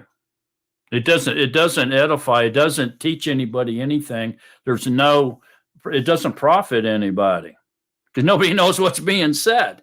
That's why Paul said, I'd rather speak just a couple words that somebody can understand than speak 1,000 words in tongues that nobody can understand. What's it profit anyone? It doesn't. Okay. Anybody else got any thoughts on this chapter 11 or 12? We'll get more into that. I mean, at least we're going to see that you don't have to have these Ruach-like gifts unless Yahuwah chooses you to work these gifts through you. Okay. And love is greater. Love's the greatest of them all.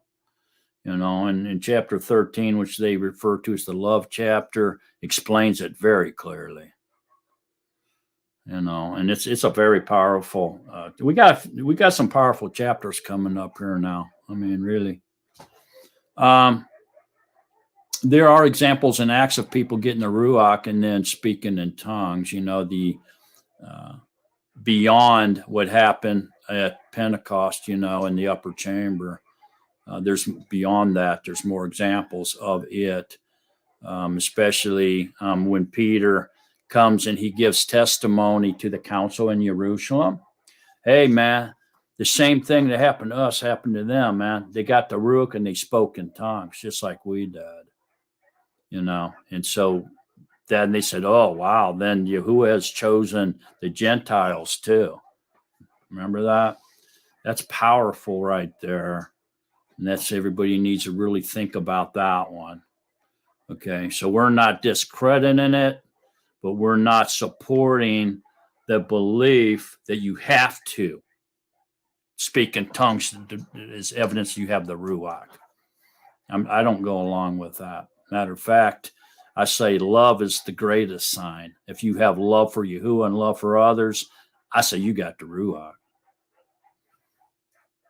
In my opinion. We'll get into that next week, though. It's a very interesting study today. Anybody else? About anything at all? Did y'all know that the throne of Hashatan, remember in Revelations, I was talking about that being in Pergamus, where the throne of Hashatan is. That was moved from there, which is Asia Minor, over into Berlin, and it's called the altar of Zeus there in Berlin now. You can see that if you want to. But interesting that this is in Germany, and the Holy Roman Empire, has been placed there and has been removed from Asia Minor. There's a lot to that to understand, but then as we go down into the Vatican, we find the throne of Hashatan there too. The one with the half human face and half serpent face there, with all the lost souls or demons, if you will, which they say is the representation of the rapture, which it is not. That's just a way to cover what they're doing. And then the video that Ruel was talking about when we first started here hits on all that. And it really, after watching it, I'm like Ruel, I'd like to get together some people that have watched it and really kind of talk about it. So what I'm really seeing here is we've begun the final 7 countdown. The 3.5 years of birth pains have begun this summer. And I think that was they were telling us that in that ceremony at the Commonwealth Games, they were letting us know that. And amazing that those people even sat in the stands and watched that. I mean, man, I would have had to get up and walk out, So it's mind blowing. So that puts it all together really on why they moved, and so what this is saying is the Satan throne was moved to Berlin, and now they call it the altar of Zeus, right? So that tells us that any kind of Zeus, anything is the devil. It's really Satan, which brings up Jesus, the J-man, right? They're calling him Jesus or Hail Zeus. Wow. Okay. The altar of Jesus, the altar of Satan in Berlin, back in the Roman Empire, the reborn Holy Empire again, or reborn Babylon, if you will, Mystery Babylon. Throne's back where it belongs. Kind of weird, isn't it? Maybe the temporary throne was the one in the Vatican, till they brought that one back over there and re-erected it in Berlin, back in the Holy Roman Empire. Germany's the one that controlled all of that. Remember our study on that? Crazy stuff, man. I wouldn't mind getting together with you, Ruel and Yami. I really would like to talk about it and some other people that's interested. Yeah, maybe the group can watch the video and then we all talk about it, because the more insight. Yeah. All right. Yeah, I'd like for everybody to watch it. Maybe we could have a conversation about it, because I really do, man.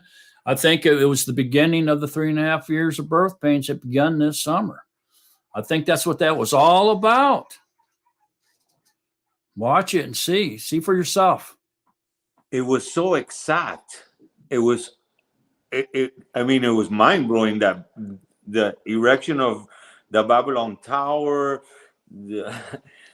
it was the bull, everything. It was incredible. It was an extravaganza of a show to try and, I don't know. I'm like you said, you had to walk out. Yeah, I put the link to that on last night's broadcast down in the comments section. I put the link to that. If anybody wants to go on there and copy and paste that link and watch it in its entirety, it's well worth it. I mean, you have to put up with their verbiage because they're Christians, okay? But how he goes into the scriptures and points a lot of the stuff out that he does, and then when we get to that ceremony toward the end, that's what blowed my mind. I thought he had some really good points about Dan, and the the crest, the England crest of his. I thought it was really wild stuff, man. But it was interesting because the bull was cut loose. He was unchained in that ceremony. And that's what grabbed my attention. When I saw that, I'm like, wow. And the light going from the tower to the bull, it was mind blowing. Yeah. Yeah. Yeah, that was the rebirth of the Tower of Babel. They put the names of all those countries was scrolled across the Tower of Babel before all this. So they were all named, and then it goes together and all those crystals, and it goes up and it forms that big ball, which is Satan, and then the bull's released, and then Satan goes down, shoots a light ray down onto the chest of the bull, which is Moloch, wanting everybody to worship Moloch. I wonder how many people that influenced that watched that, man. You know what I mean? They're all running around with bull necklaces now or something, But the link to that is on last night's program down on the comment section. I pinned it there. You should be able to find it pretty easy.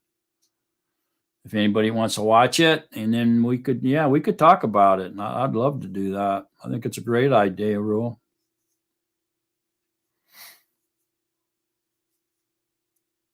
Make sure you're strong, in your belief before you watch that, though. I wouldn't advise beginners to watch it unless you really have a good foundation and with Yahusha. I'd stay away from it. It's pretty influential, I think. But if you're strong in Yahuwah, then I think they made it that way on purpose. The whole, I don't have that big vocabulary sometimes in Spanish. I mean in English, but it was really, it was like a halftime show to a Super Bowl. That type of, I don't know how you could call it, the whole imagery, the whole thing. It was made to get weak people to think that, that's the way it is. I would call it a big production. Exactly. It was a hellacious production. Satanic ritual, maybe. Yeah. That's more what, like you said, ritual. Looks like, yeah. Satanic ritual. Yeah, fue como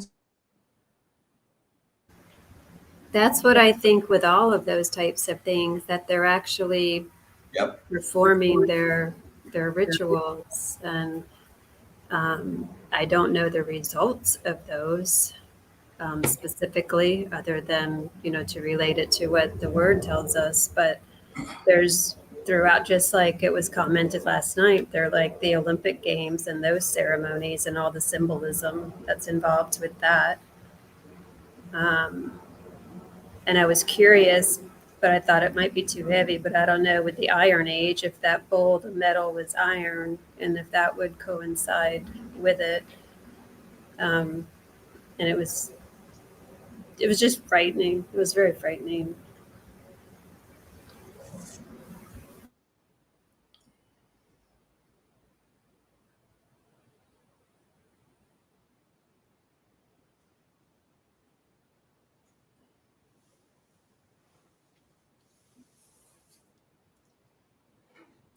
I'm going to try to put the link over here in the chat room, you guys. This does get recorded. Sometimes it takes them a minute to get the chat room on there, you know. So if you go on to rewatch this and you don't see the chat room, try back in a couple hours. The chat room will be recorded, and and I just put that link in right there. That's the link to that video. If anybody wants to watch it, you can also find the link on last night's live broadcast down in the comment section.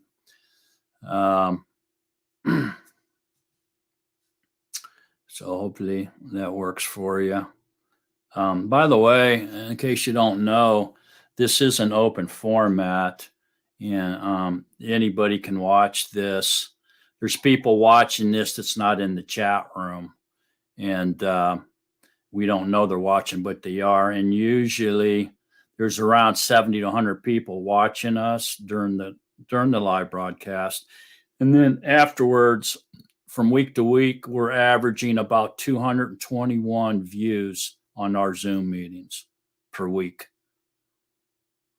Okay. So this is getting out there and to other people to watch and to help other people. That's one of our goals as well. Go ahead, Matthew. William.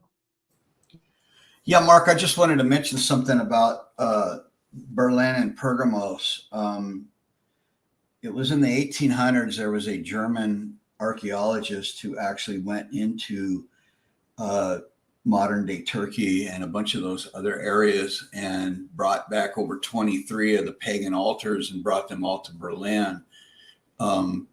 There are some amazing documentaries about that are associated with other things known as ley lines and what are built on ley lines around the globe.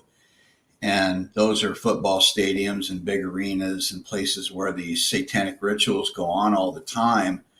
And it's interesting to see that where in Berlin the two rivers come together is also a ley line, which they put all of these pagan altars at, which one of Hitler's most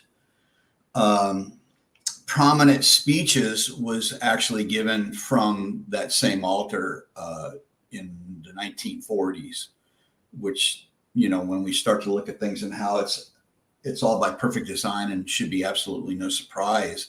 But when you start to go down that rabbit hole and see how these things are actually interconnected, and the arenas of the RCC that are built by masonry and resemble vipers' heads and just all the crazy stuff that's out there, the Goodwill games, which I know I brought up when that video came out. It's we used to call it hiding in plain sight, but now it's just like the norm. It's what they do. You know, you watch any of these big mainstream media pop artists and their concerts, and you go through some of the stuff that they're doing, and it's basically just a satanic ritual, you know. And yeah, we're you know, we're getting close to the end. The clock's about to click, you know, and so that's how polluted it gets. But it's interesting to look at. Ana Mendez has some amazing videos out about that and about spiritual warfare that she puts up on YouTube also. And so the information, he wants it to get out. Obviously, Yahuwah wants it to get out because they try to cover it up, but now they're not even trying to cover it up. Now it's just blatantly in your face. But that's all I got, man. Thanks. And by the way, great job today, Mark. All praise to you. Yeah, they're definitely trying to cover things up, and but on the other hand, they're tipping their hand too, and they're showing us more and more now what they're doing, and they're not even worried about it. I mean, all this gender stuff in our schools and our elementary schools, all this transgender stuff, man, is part of all this, and it's just really. They're showing their hand, okay, that who they work for and who they follow, and there's don't matter. They're all in the same boat if they're doing things outside of Yahuwah's will. So Phil is saying they are trying to tempt Yahuwah into acting prematurely to limit the chosen ones redeemed, but of course it won't work. No wonder Yahuwah laughs at them. Yeah, and they may be trying to use stratagem against us and try to get us to do things and to act accordingly, to fall away and all this other stuff. But the ones that are really in the body are protected, and we have nothing to worry about, and Yahuwah empowers us to do his will, and he's not going to allow them to brainwash us and allow us to fall away. Although scripture does give us a warning that some will fall away from the belief in the later end of the latter days. Okay, but it's a shame, but it will happen. The ones that are not of us, they even became part of us yet, so they have nothing to fall away from. They just scurry back home to the camp of the children of darkness. And we remain in the camp of the children of light. That's all. But wow, the ones that really are in the body and fall away in the end of the latter days, wow, man, they're in big trouble. We got to try our best to endure. Endurance is huge.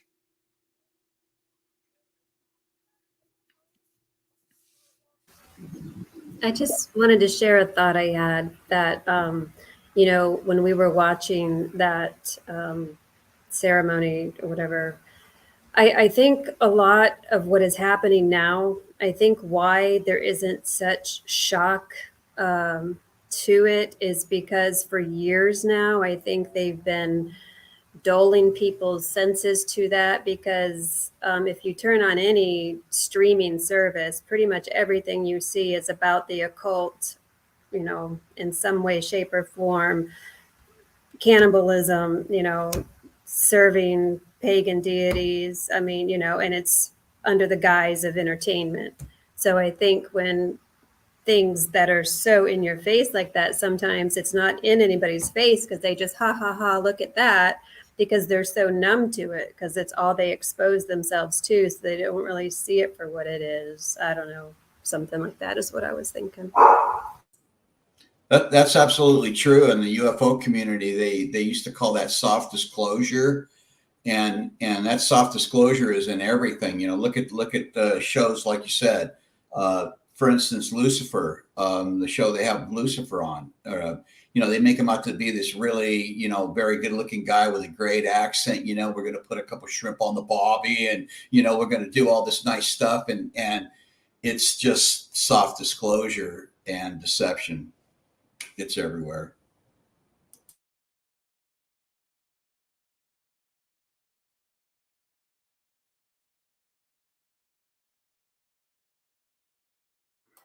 All right. Anybody else? And we're gaining viewers. Guys, keep talking. Go ahead, Toria. I was thinking that's why they call it a television. It's to tell a vision, and we're watching programs because we're being programmed, and they've been doing it. I know someone had said that they're putting it in our face now, and I think it's always been there. I just think with Yahuwah, we have now discernment, and we see things that others don't see, and so it's in our face.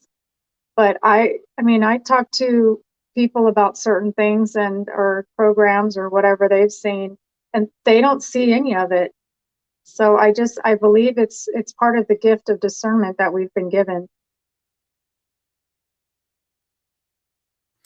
Yeah, that reminded me of one of my brothers, and I was talking to him, or actually, it was my son. That's who it was, and I was talking about these things, and I said, yeah, I said, everybody's held in this delusion, in the great delusion, unless Yahuwah wakes them up, and he's like, what delusion? What are you talking about? Delusion? What delusion? There's no delusion. And I'm like, what? All right, there's no delusion. Okay. Yeah, so they're not seeing what we can see because of the Ruach HaKodesh. He's the one that opens up our eyes to see these things. Otherwise, we're walking around like a bunch of zombies like they are, right?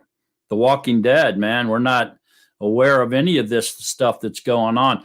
And that reminds me of back years ago, before I knew anything about Yahuwah.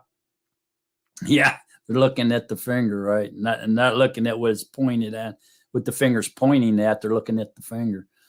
I could drive around town or wherever, and never really paid much attention to anything.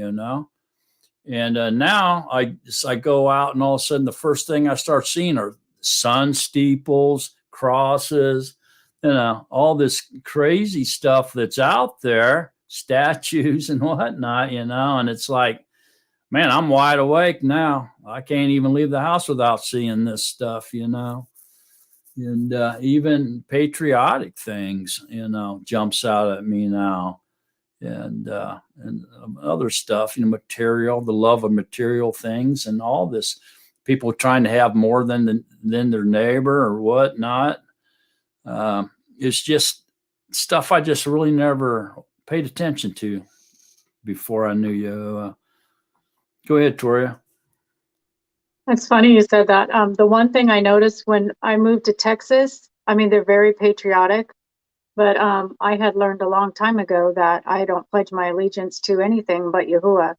And that troubles some people. But moving here to Texas, I see those stars are on everything. Like California, they have the bear, but you don't see people like putting it in their yard, putting it anywhere. But Texas, those stars are on their house, they're on everywhere, and it catches me every time I see that. I'm like, I don't think you guys realize what that actually is. And I just those little things that just catch me since I've been here. I know what you mean. I notice them too. Sometimes they're upside down. Yes. Look like a pentagram, and they have them in a circle, and well, I've been told when they're on a house and they are upside down, they're probably a Freemason. That's the way they let each other know. Yeah. Because most people have them on their house here. Yeah. I mean, the flags are all out on people's yards here. It's very, very different. They're very patriotic, but I just don't think they realize that that's becoming their God. Yeah. And I was talking to somebody when I first moved here about 12 years ago, I guess it's been now.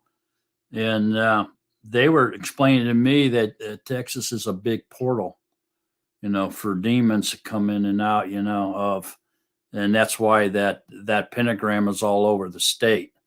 That was years ago. They were telling me about that, but it set into my brain when they said that. I'm like, wow, and I noticed it more and more and more. Go ahead, Ted. I just thought it was interesting that Tori was talking about the stars and people putting them on their houses in Texas. Well, here I am in Oregon, and I see those stars in this little town that I live in all over people's homes. And so it's not just there, it's everywhere. That's a little bit scary. There's something, and I can't remember, it's been so long ago, but I remember I think the Masons, I think it was, that their wives have their own little group called the Morning Stars or something like that. And they have that pentagram in their window, upside down cross in a circle. If I'm remembering right. Go ahead, William. We all remember the Georgia Guidestones. Does everybody know what the Georgia Guidestones are? Okay, so the Georgia Guidestones come down, and a gentleman who I've watched on 7 Prepper Trumpets, who has a site on YouTube, was actually going to go down there and pray that it would be taken down, but it was taken down 2 weeks before he went down there. So one of his friends did a little research to see if it was actually built on a ley line, and the ley line that it was built on actually goes through and directly by the United Nations in New York to Stonehenge in Europe. And so nothing is by coincidence. They, it's the way they do what they do, which is kind of creepy. And when we were talking at different times about the Tower of Babel and how they were building the tower to go to war against Elohim, the Most High, and what a lot of people think NASA is, which I think they're still waging war and trying to get into outer space and wage war against the Most High, and we can see that through a lot of the stuff that they do. If you look at this picture and then just kind of think about it for a second, see if you can see what I'm showing you here. Okay. Now, if let's play that Milton Bradley game called Symbolism and see what we can draw out of that. Okay, there are two pillars that it's going through right there that look like the Arch of Titus, which are also very symbolic with Freemasonry. And the rocket itself looks like an obelisk, okay? And the name of that rocket is called Artemis. And if you look up the name Artemis, it's a pagan deity, a female god of hunters. Okay. Kind of weird, isn't it? So that's like a fertility symbol going on right there, right? Exactly. Okay. Right. Also NASA, their emblem, the red two marks that are going through it is actually a serpent's tongue. Right. Which also means never a straight answer, because that's what you don't ever get out of them. And I was told that the actually word nasa in the Hebrew means deceiver. Bingo. Yeah. Nothing's by coincidence.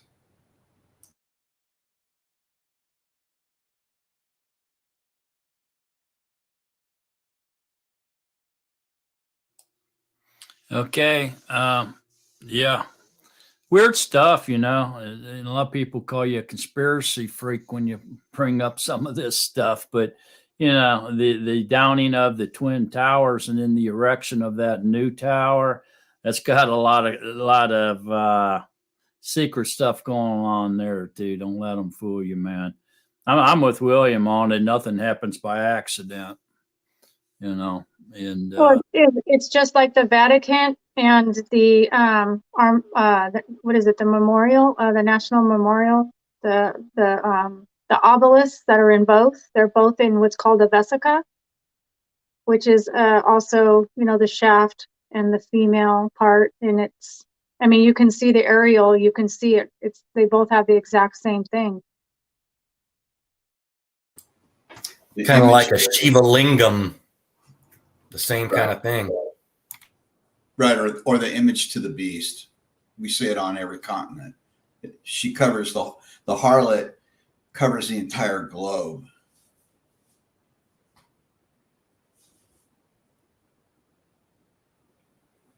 Yeah, I always thought it was interesting that the MasterCard symbol was the same thing, and we just never noticed it.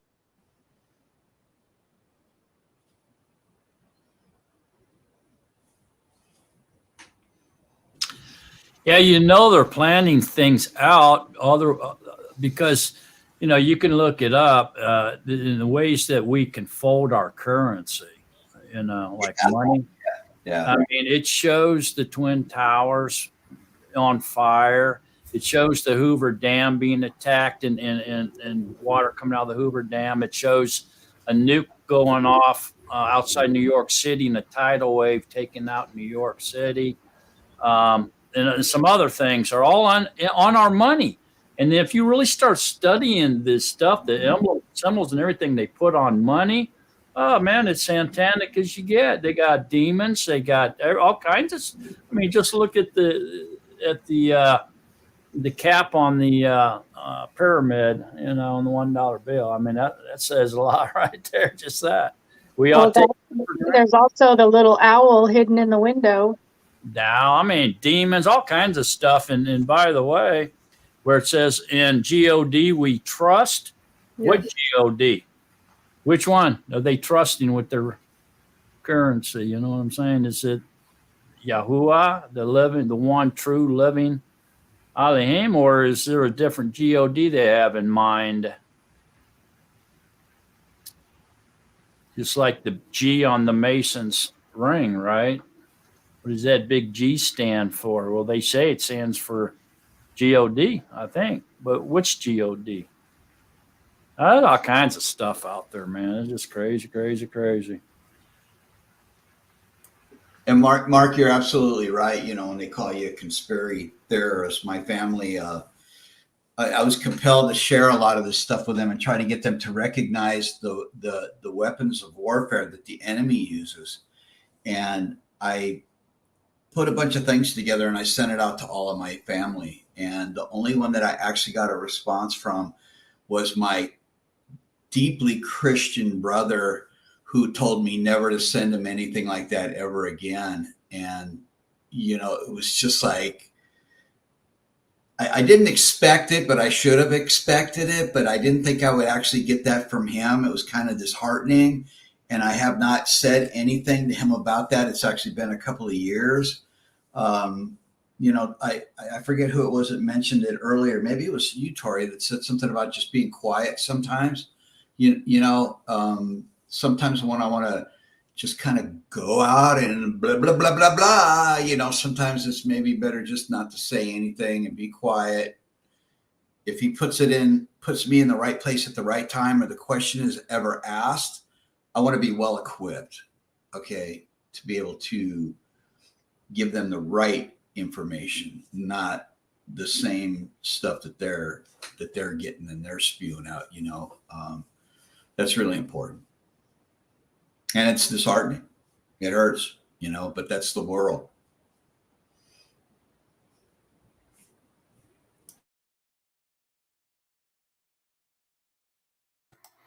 All righty. Anybody else? Anything to say? Oh, Lou have something to do, Phyllis? He left us, huh? Today's his Dan talk. Dan is taking chemotherapy and radiation, and he's got a few more weeks left of that. But they're going to go ahead and have a Dan talk today. Okay. Thank you for that info. I'm glad Brother Dan's doing well, and we continue to pray for Brother Dan that he has a full recovery, everybody.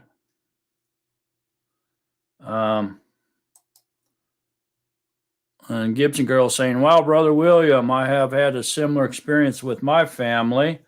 They are so confused with the changes they have seen in me, and they are Christians. Yeah, we all deal with the family and the friends thing. My brother, he loves to say he doesn't believe any of the conspiracies, and he doesn't think there'd be a second coming of the Yahusha for thousands of more years. And people are just nuts. So, I hear it all too. As Sandra is saying, don't let the devil shut you up. Declare Yahuwah.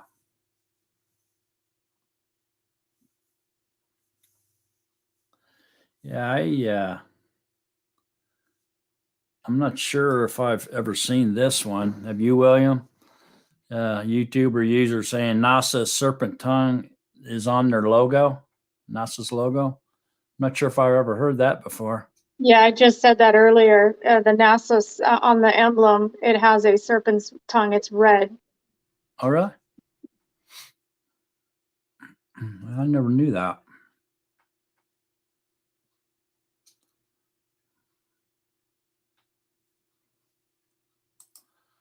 Phil says, I have an article that names the CIA operative that created the term conspiracy theorists.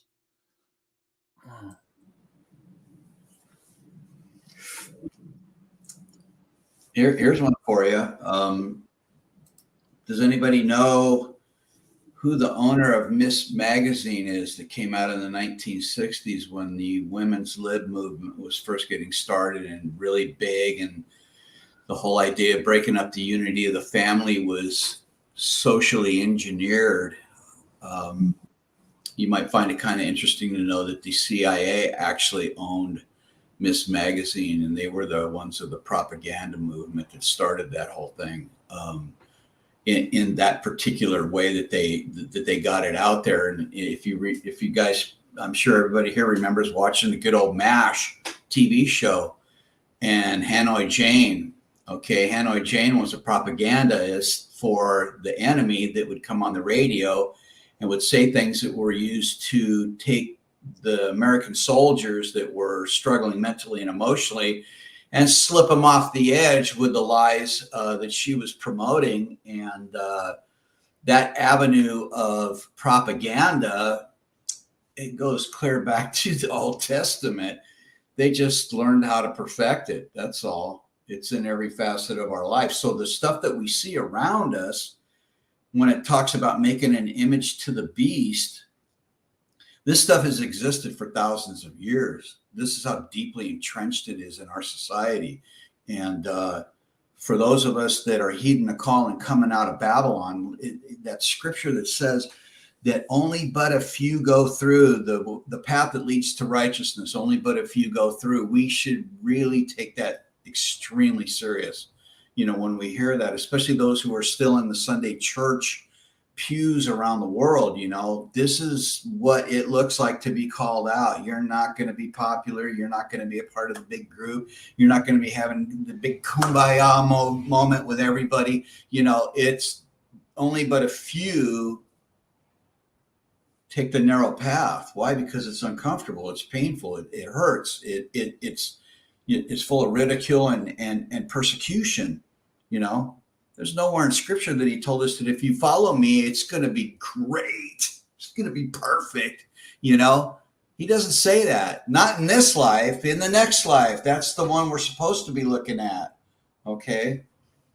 And so that evidence is everywhere. And some of us are getting it, and more are waking up. More and more are coming out. You know, they're lost, they're confused, just like we were, you know, at some point in time, man. I was born and raised Catholic and went to Christian school and, you know, walked away from it. And then one day he says, you know what, I got something for you. Here's something I want you to do. I want you to come back and start going through this again. Baby steps. 26 years later, we're still walking the same path, but it's gone through a lot of different avenues, and it looks different. It's looked different over the years. It's morphed into different things, but the path just continues to go on, and he continues to keep bringing me into this with the wisdom and knowledge that we can share with one another and that we get to bring out into the light with one another, because Phil and Toria and Yami and Shelly and everybody that's been here and all those that will come in here, bring in that light with them, and we get to expose the booger man and what the booger man's doing, you know. And that's the great thing about this, man. I wouldn't want it any other way. I you know, Toria mentioned being by herself, and I know you're married, but I'm single. My family's not down here. They're a couple hours away, which is cool. You know, most of them are still out in California. I'm in Texas, South Texas, and it's for a reason. And it's for a reason. That's why it happens. You know, and you got to be good with it. You got to be good with that. You know, so. That's funny you said. It's funny you said that, because we left California and we're in South Texas, and But you're going back. They want us to come back, and we actually just changed our mind. Oh, cool.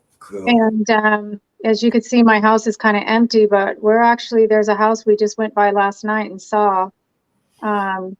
I just don't believe that he wants me to go back. I have it in my being that tells me, you know, I know my sons want me to go back, but it's chaos, you know. I don't want to be in that chaos. I want to be where he allows me to be free in what I believe. I feel it in my being. There's something more that he doesn't want me there, that's coming. I don't know how to explain it. it's just like you said, it's a hard pressed road, Right. and it's not going to be easy. He said that, this road is hard pressed, and it has been. Right. It's a part of the journey, and we don't know which direction the journey is going to take us in sometimes. Like, I don't know what he brought me down here for. I mean, I know there's some reasons why I came down here, and one of them was so that I could get deeper into the Word, have that time to be able to study and focus on it, and doing a lot of research, which is what I spent a lot of my time doing, and I'm totally at peace with that, and that is a really great and exciting adventure. Yeah, that's me. And everybody's like, this is a person who used to be always going out and do this. Where are we going? What are we doing? And now the last 11 years, I want to learn, I want to seek, and, finding like-minded people. And it hasn't been since I moved here that I found you all, that I found like-minded people. Right. Exactly. I agree. Yeah. And not only that, this house we live in, I think it's very interesting. There's a bayou that actually runs through our yard. Nice. A little scary though, when you have tornadoes or well, we don't get tornadoes, though. I don't think we get them here, but we do get the what do they call it? Hurricanes. Yeah, hurricanes. Yeah. Yeah, we've been through one so far, and it wasn't that big, so thank goodness. But I don't know. We started thinking about, why are we here, and why is this happening to us with the house now? Because we were going to be homeless over this whole thing, because of those people are giving us a hard time in California with that house and this house, and it's just, I don't understand what's going on, And my sister called me this morning to let me know. She prayed with me, and she said, you'll be fine. He's got you. Don't worry about it. Exactly. And I know that he does. Yeah. Everything will work out. Yeah, our human emotion could pull us away from that. We can be deceived by it. Like it says in Ephesians 6, this is a spiritual warfare. It's on 24 hours a day, 7 days a week. When I'm having a great day, that's the one moment that I shouldn't be looking for the enemy, because that's when he's coming, and right.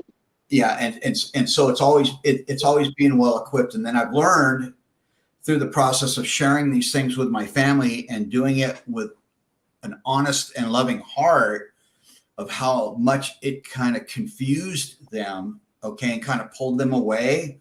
So it taught me a really valuable lesson of how to become more well equipped, and really, when he talks about being very humble and being very quiet and being well prepared for when that moment comes again, I can approach it in a completely different way. I can speak to them in a way that makes them more curious than offended.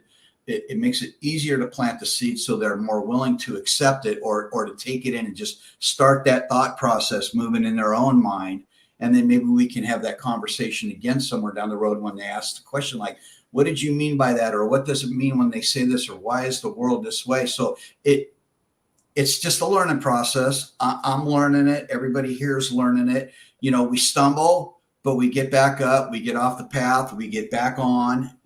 That's the important thing to me, is really recognizing that even though there are times in my Christian walk when I went way off the edge, he still brought me back. Okay. And he brought me back and put me back on the path. And he says, wait a minute, man, you didn't get it. Let's go over this again. I want to show you this one more time, and then maybe you'll figure it out, And what's crazy to me is that when I was on the Christian path, and then when I was into the messianic journey, and that was all the modern Hebrew and all that, I still didn't feel what I feel now. I didn't have that desire. I mean, when I was walking that walk, I felt empty, like something was missing. I was constantly looking for something else. My mom was like, you need to be in church. And I'm like, I just don't feel like church is where I need to be. And she didn't understand my feelings, because deep within my being, I felt something was wrong. Right. There was something wrong when I walked into church. It just didn't seem right. And she used to get so upset with me. And, but now this walk in the last 11 years is filling me inside. And I have such a desire now, and I can't put the book down. I'm always seeking this book, that book, and it's just true. And I've even cut back on all of the the propaganda in the world, because I feel like I already know what's going on. I really, I've had people say, oh, did you see that? Did you see this? I'm like, no, I really don't pay attention. I just try to stay in the scriptures now because I know what's going to happen. We already know. I don't need confirmation anymore. Yeah, it takes about 15 seconds just to skim over the topics of what's going on in the world. And it's like, oh, well, it's still a mess. Nothing's changed. And the next shoe hasn't dropped, and I'm not waiting for that anymore. My mom and dad, the first thing they do in the morning when they wake up is they coffee and CNN. So it's like having coffee and another laxative at the same time, and it just poisons their mind and their whole body for the rest of the day. They don't understand why they feel the way that they feel.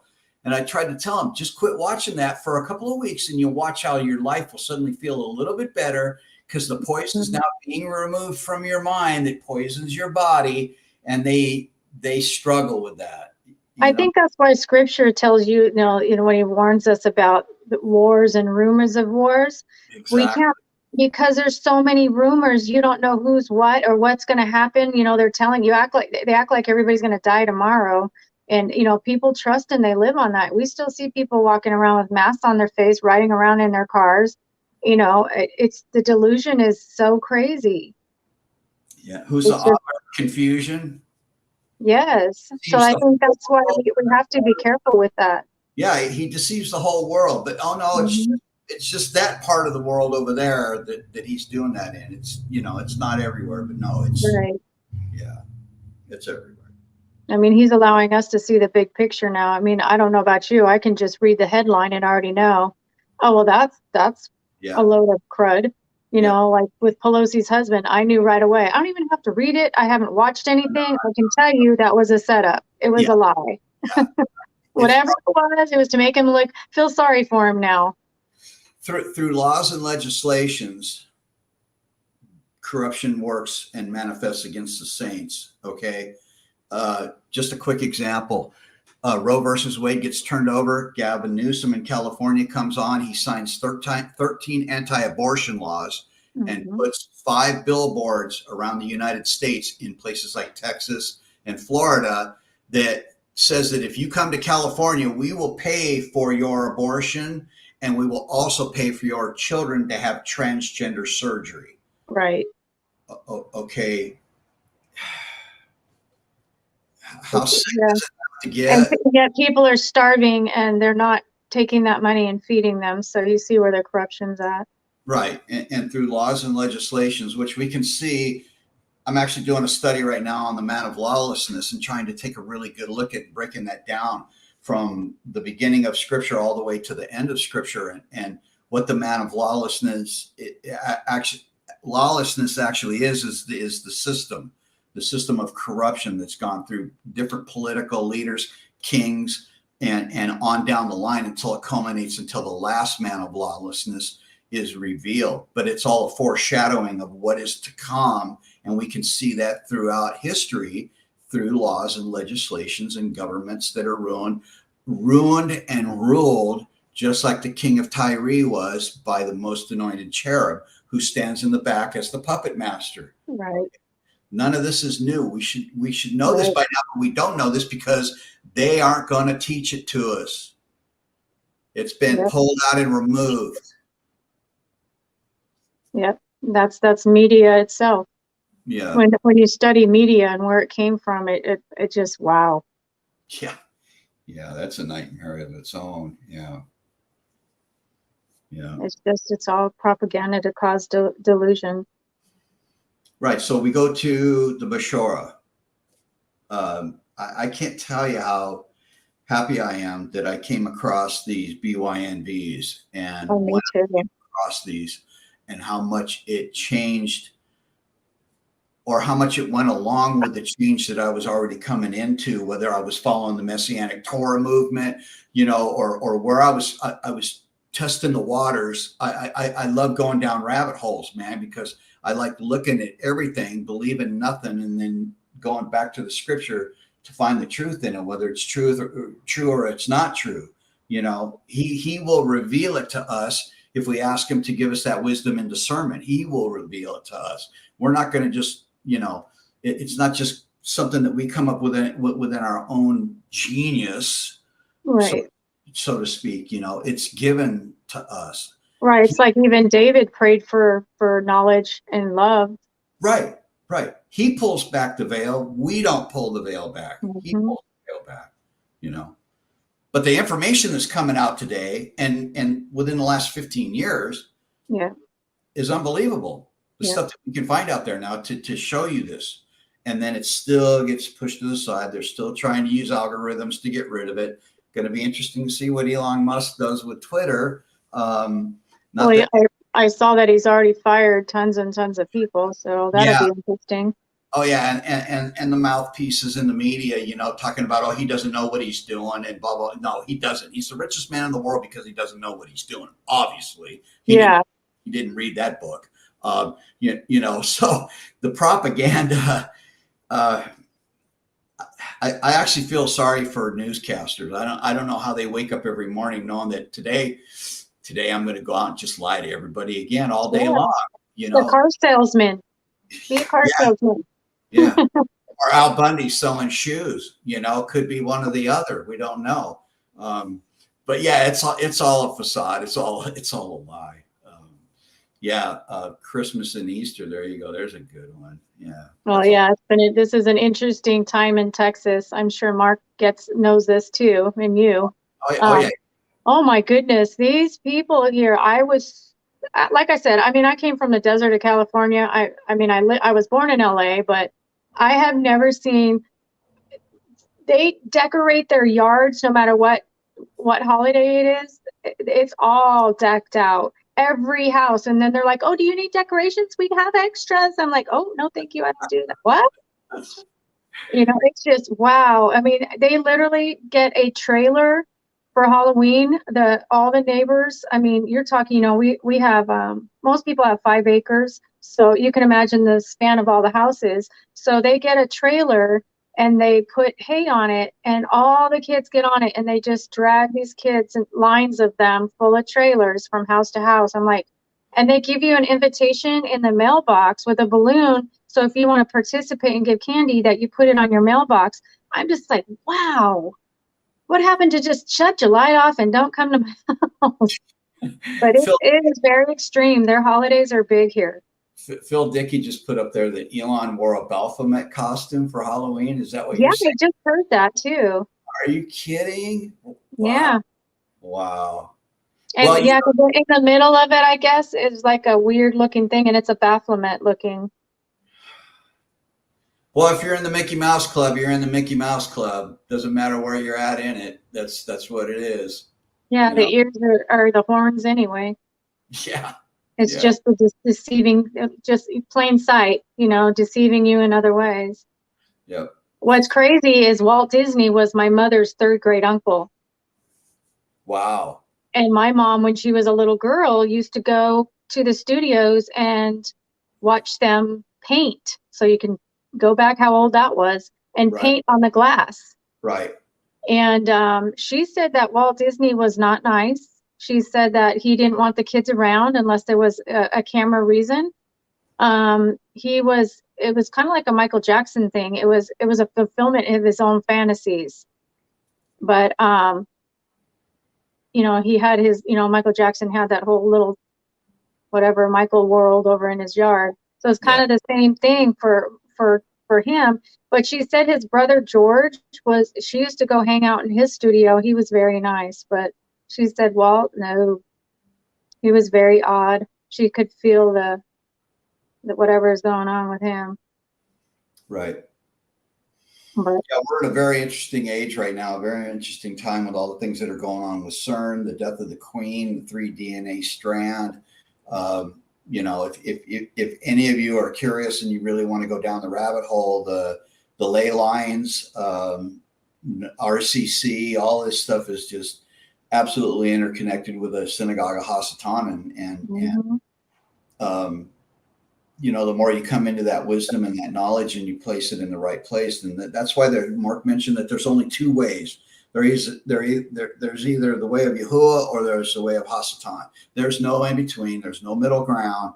You're either this way or you're that way, and that's the way it goes. Even if you say, well, we use the J-Man name and he knows my heart. And, I've said that same thing when I was still walking in the world and still living in Babylon. But there was something about that always kind of made me feel uncomfortable for some reason. And then one day he slapped me upside the head and said, hey, your name's important. My name's important too. Why don't we take a deeper look at this? See exactly what's going on here. Is there a deception here? Well, of course, deception in everything, there's a deception in everything except for the truth. And people don't want to hear the truth today because, it's offensive or, the way people think today. They're so. Well, I think that's how they're trying to take away why they're taking away our speech is people like us. Right. But I mean, even the guy that came through my grocery store line who said he was a Nephilim. I mean, the one thing he mentioned to me is that they know about the grid. And it blew my mind why he would say that, but it's the ley lines. Yep. And it's just weird because nobody knew where I was at in my walk. Nobody. But this man goes through my line and tells me he's a Nephilim and he gives me his tribe name and everything. And then he has to mention the grid. I was just, wow. Well, you know what the Nephilim are and you know what the Rephaim are. Right. And he knew that. So Yeah, you've read the book of Enoch and where the spirit all of it. And the Rephaim are, which is what they're trying to get into with CERN, and the Hadron Collider, which is in a sovereign nation of its all its own. That is a wicked, evil place in the world, a porthole. And witnessing somebody tell me who they are, and witnessing, because this was 10 years ago at least, witnessing when I was just in my studies of that. You can't tell me that wasn't an introduction. Right. There's just no other way. I mean, nobody knew that I was doing what I was doing, studying it. It was just unbelievable. That was Yahuwah waking me up for sure. Right. Right. So if they want to call me a conspiracy. Shelley, you going away? Pleasure having you here. Love you all. Very interesting. I have so much to say on all of it, but I just enjoy listening. And I do just want to leave everybody with, we know what's going on. We know it's all a manipulation and it's all part of, the plan of both Hashatan and Yahuwah. And Hashatan can manipulate things because he knows the word as well. So I think a lot of times, sometimes when we think something is in line with Yahuwah, it could just be a manipulation. There is so much happening. And I don't know about you guys, but sometimes when I'm walking in the world, I feel like one of those scenes from the movie where I'm just seeing everything almost like disintegrating. It's just like the strangest feeling. I feel the separateness. I feel that there's another realm happening and coming. And the pressure. I actually read a scripture this morning and I forget who it was. I thought I wrote it down, but I think it was Paul. I think it was in Revelation. I don't know where it was, but he said, to my fellow brothers in the pressure. And I was like, oh yeah, I can relate to that. But, we got to pull those people out of the TV. When you were saying that, William, I totally relate to that. That's what I was thinking is everybody has just become this big TV head. They don't even know how to think anymore or to feel. I think they've lost their hearts. They got to get back into nature. And I think that's part of like the encouragement that we can do for them. Because it's not going to hit, because all they are getting is all these lies and manipulation and programming. And, and I think part of all of that too is because it keeps people talking about things that don't matter. It's Hashatan again. I think souls are being lost to Twitter and the news and, all these nonsense things. Time is slipping away. We got to get them out of that and into the Basora and into our testimonies. And that's just what was on my heart. And I love you guys. My dog's going kooky, so I got to go. Thank you. Thank you. Appreciate that. Thank And Mark, you. Shabbat Shalom. Mark, I want to apologize, man, for taking over the show here. That was not my intention. And I know sometimes going down those rabbit trails of things that go on in the world can be it can be very disheartening and very discouraging for a lot of people. And I didn't mean to do that with that. Tori and I were just sharing the truth and pulling the veil back and trying to show a very clear distinction between what the Bashora of Yahusha is and the lies of Hasatan, and that's where we need to come out of. We got to come out of Babylon, people. And again, like I said, Mark, I apologize for going on a rant, brother. We're on a rant. We're ranting here. I'll be quiet. Thanks, Tori. I appreciate it very much, sis. I'll be quiet too. No, I was really interested in what y'all were saying. Huh? I was right into that conversation with you. No need to apologize. That's what it's all about. Is us all speaking. Mid-rushing. Speak. Huh? Mid-rushing. Yeah.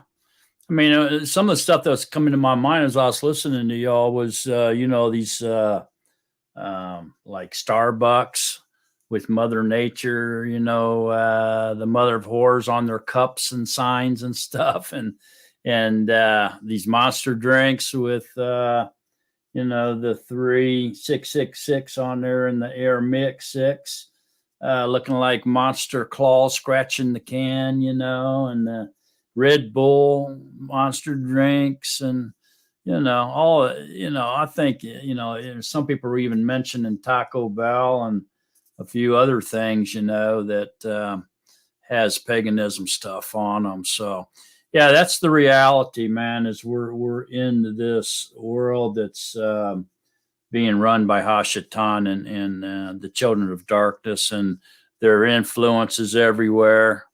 They're trying to program us or even trying to get into the schools and program our children. And, it's just a mess. And there's no doubt about it. And so very interesting what y'all were talking about.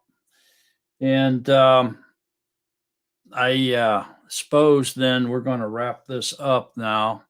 And it's been a really great study this afternoon. And I love being around all of you. It's I don't mind spending the day with the Natsarim for sure. Can someone blessing before we leave? What'd you say, Ro? Can someone say the blessing before we leave? Yeah. Go ahead, William. Yeah, I'll do it. Okay, go ahead. Okay. Yahuwah bless you and guard you. Yahuwah make his face shine upon you and show favor to you. Yahuwah lift up his face upon you and give you shalom.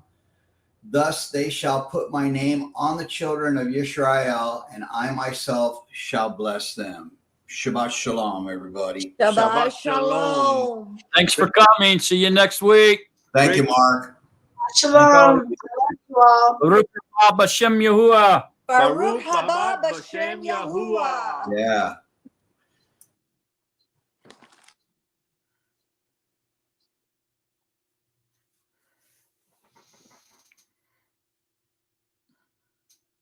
Yami, stay there. Don't cut off yet. Stay on, Yami.